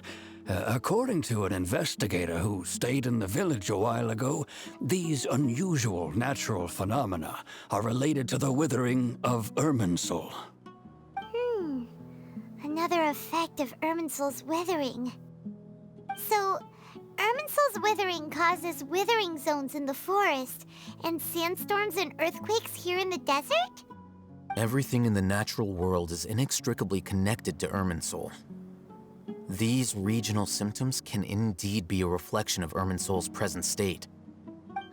Everyone in Aru village needs to take good care of themselves. Speaking of which, why haven't I seen a single village keeper since I got here? Village keeper? Who are they? Village guards like Candace? Does your curiosity know no bounds? Village Keeper is how Aru village refers to mad scholars exiled here by the academia. Most of them are scholars who lost their sanity after a period of training in the Avidia forest. The academia believes that their crazed mutterings may have a negative effect on the psyches of other scholars. So, they're forcibly exiled to the desert. Though if you ask me, it's all a boatload of nonsense. Tainari also brought this up before. Hypatia was nearly exiled to the desert. Alas, that's exactly what we've been trying to investigate. One by one, the village keepers have been mysteriously disappearing without a trace. But no one in the village has ever seen them leave. If you're planning to stay around the village for the next few days, I'd appreciate it if you could keep an eye out for them. I've had encounters with those people in the past. I'll see what I can do to help. The Matra are the ones responsible for their exile. Now that you're no longer with them, are you trying to alleviate your guilt and atone for your past sins? I'm fascinated by how you think. Mock me if you will, but if you are guilty, I will eliminate you, regardless of my position or identity. Oh, you're the former General Mahamatra. You must be an expert in these kinds of investigations. Thank you for your help. I'll help too. Is it because you're reminded of Hypatia? Oh, these poor scholars. First they lose their sanity, now this! We need to help get them back home, safe and sound. But, is it really a good idea to tag along with Sino? You seem like you really don't trust him. That's why this is a great opportunity to watch him. I'll be grateful for the assistance. No doubt you will do a better job than some of my former subordinates. Let's start by finding a spot to share what we know so far.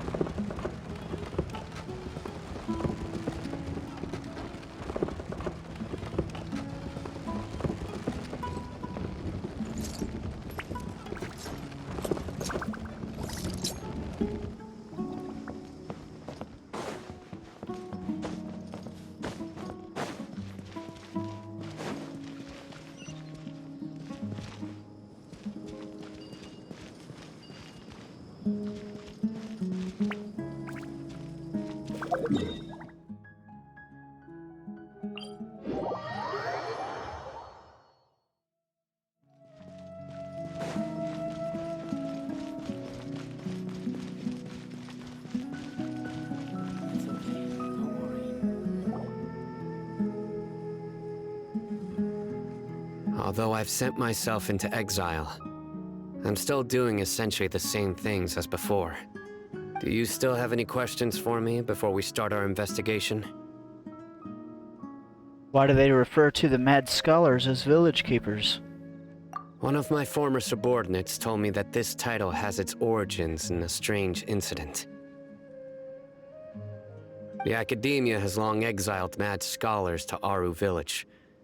A mysterious phenomenon exists here. When mad scholars first arrive, they are as incoherent and deranged as before. But after spending some time here, they invariably begin to calm down. Initially, the people of Aru Village greatly resented having to take in the mad scholars. But a strange incident one night changed that. Aru Village was struck by the strongest earthquake in living memory.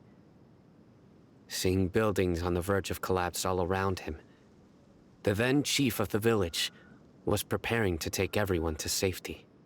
Suddenly, he noticed a mad scholar crouching in a corner, caressing the ground with his hands. A soft, green light radiated from him, like a divine glow against the backdrop of night. Despite the powerful tremors that ripped through the ground that night, all the houses remained upright, almost as if they had grown roots reaching deep into the ground. In the end, not a single building collapsed, and no one was hurt. After that, the people of Aru Village treated the mad scholars with greater kindness, and began to refer to them as the village keepers. A soft green light? A mad scholar protecting Aru Village? What do you make of it, Traveler? It must have been Nahida's power. Only she could be capable of that. Paimon thinks so too. Actually, Sino, do you know if any of the mad scholars continued to wear their Akasha terminals at Aru Village? In theory, they would continue wearing them so the Academia could still monitor their activities. With that said, the main Akasha system would no longer have any interaction with them. Oh, no wonder! Everything makes sense then! Add in the fact that they calmed down, it was probably Nahida who calmed them. If you are able to draw a conclusion from this one story alone, then it appears you possess much more information than I do. So, what do you make of the story? Lesser Lord Kusanali was actually the one who protected the village. Really? Lesser Lord Kusanali. What? You don't believe us? Lesser Lord Kusanali was definitely using the Akasha to give her power to the mad scholars! No, it's not so much that I don't believe you. I'm just struck by your reasoning. Lesser Lord Kusanali, the current Dendro Archon, is she really active in Sumeru? The Academia has always placed far greater importance on the late Greater Lord Rukkhadevata. They've more or less ignored Lesser Lord Kusanali, and I've never had any reason to doubt their views. In addition, I've never heard any stories about Lesser Lord Kusanali and her deeds. To me, she might as well have been a god that never existed. No way! Nahida definitely exists! She's a... how should Paimon put it? She's a good Archon who's kind and wise, even if she says weird stuff sometimes. She also saved me once, not long ago. I've spent many years interrogating criminals, so I can easily tell when someone is lying. Good! Then you should know that we're telling the truth! That look in your eyes. I've never seen that from a liar. You two really must have met Lesser Lord Kusanali. How can this be? To think, our Archon has been amongst us this entire time. Alright, now it's our turn to put our skills to good use for this investigation. You betcha. But easier said than done, especially since we don't have any leads. Maybe we can start by knocking on some doors. Excuse me, are you here to help me find my grandpa? Huh? Who are you? By the sounds of it, a resident of this village. My name is Isak. You'll help me find my grandpa, right? Is your grandpa a mad scholar? Hey, don't say that. Grandpa is just Grandpa. Why do you have to call him that? It's not like he's a bad person or anything. The person you're referring to is not a local. Yet you are. Why do you call him Grandpa? Grandpa is just Grandpa. He's my family. I heard everything you said to the village chief. Please, you gotta take me with you. I wanna find my grandpa. I swear I'll help. I won't be a nuisance. Ah, so you're the one who was eavesdropping on us around the village chief's house. I was planning to go out and take care of whoever it was. But I had a vague feeling that they didn't harbor any ill intent. Whoa. Hatham wasn't kidding about Matra having sharp senses. Sino, he's just a kid. All he wants is to find his grandpa. Let's find a way to help him. Sorry. I was only listening in because I wanted to know where Grandpa went. Honest. If you don't believe me, you can ask Miss Candace. Please help him, Sino. All right. But first, let's confirm the facts with Candace.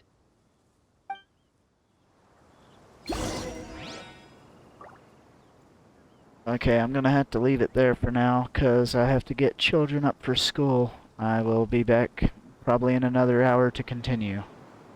See y'all then.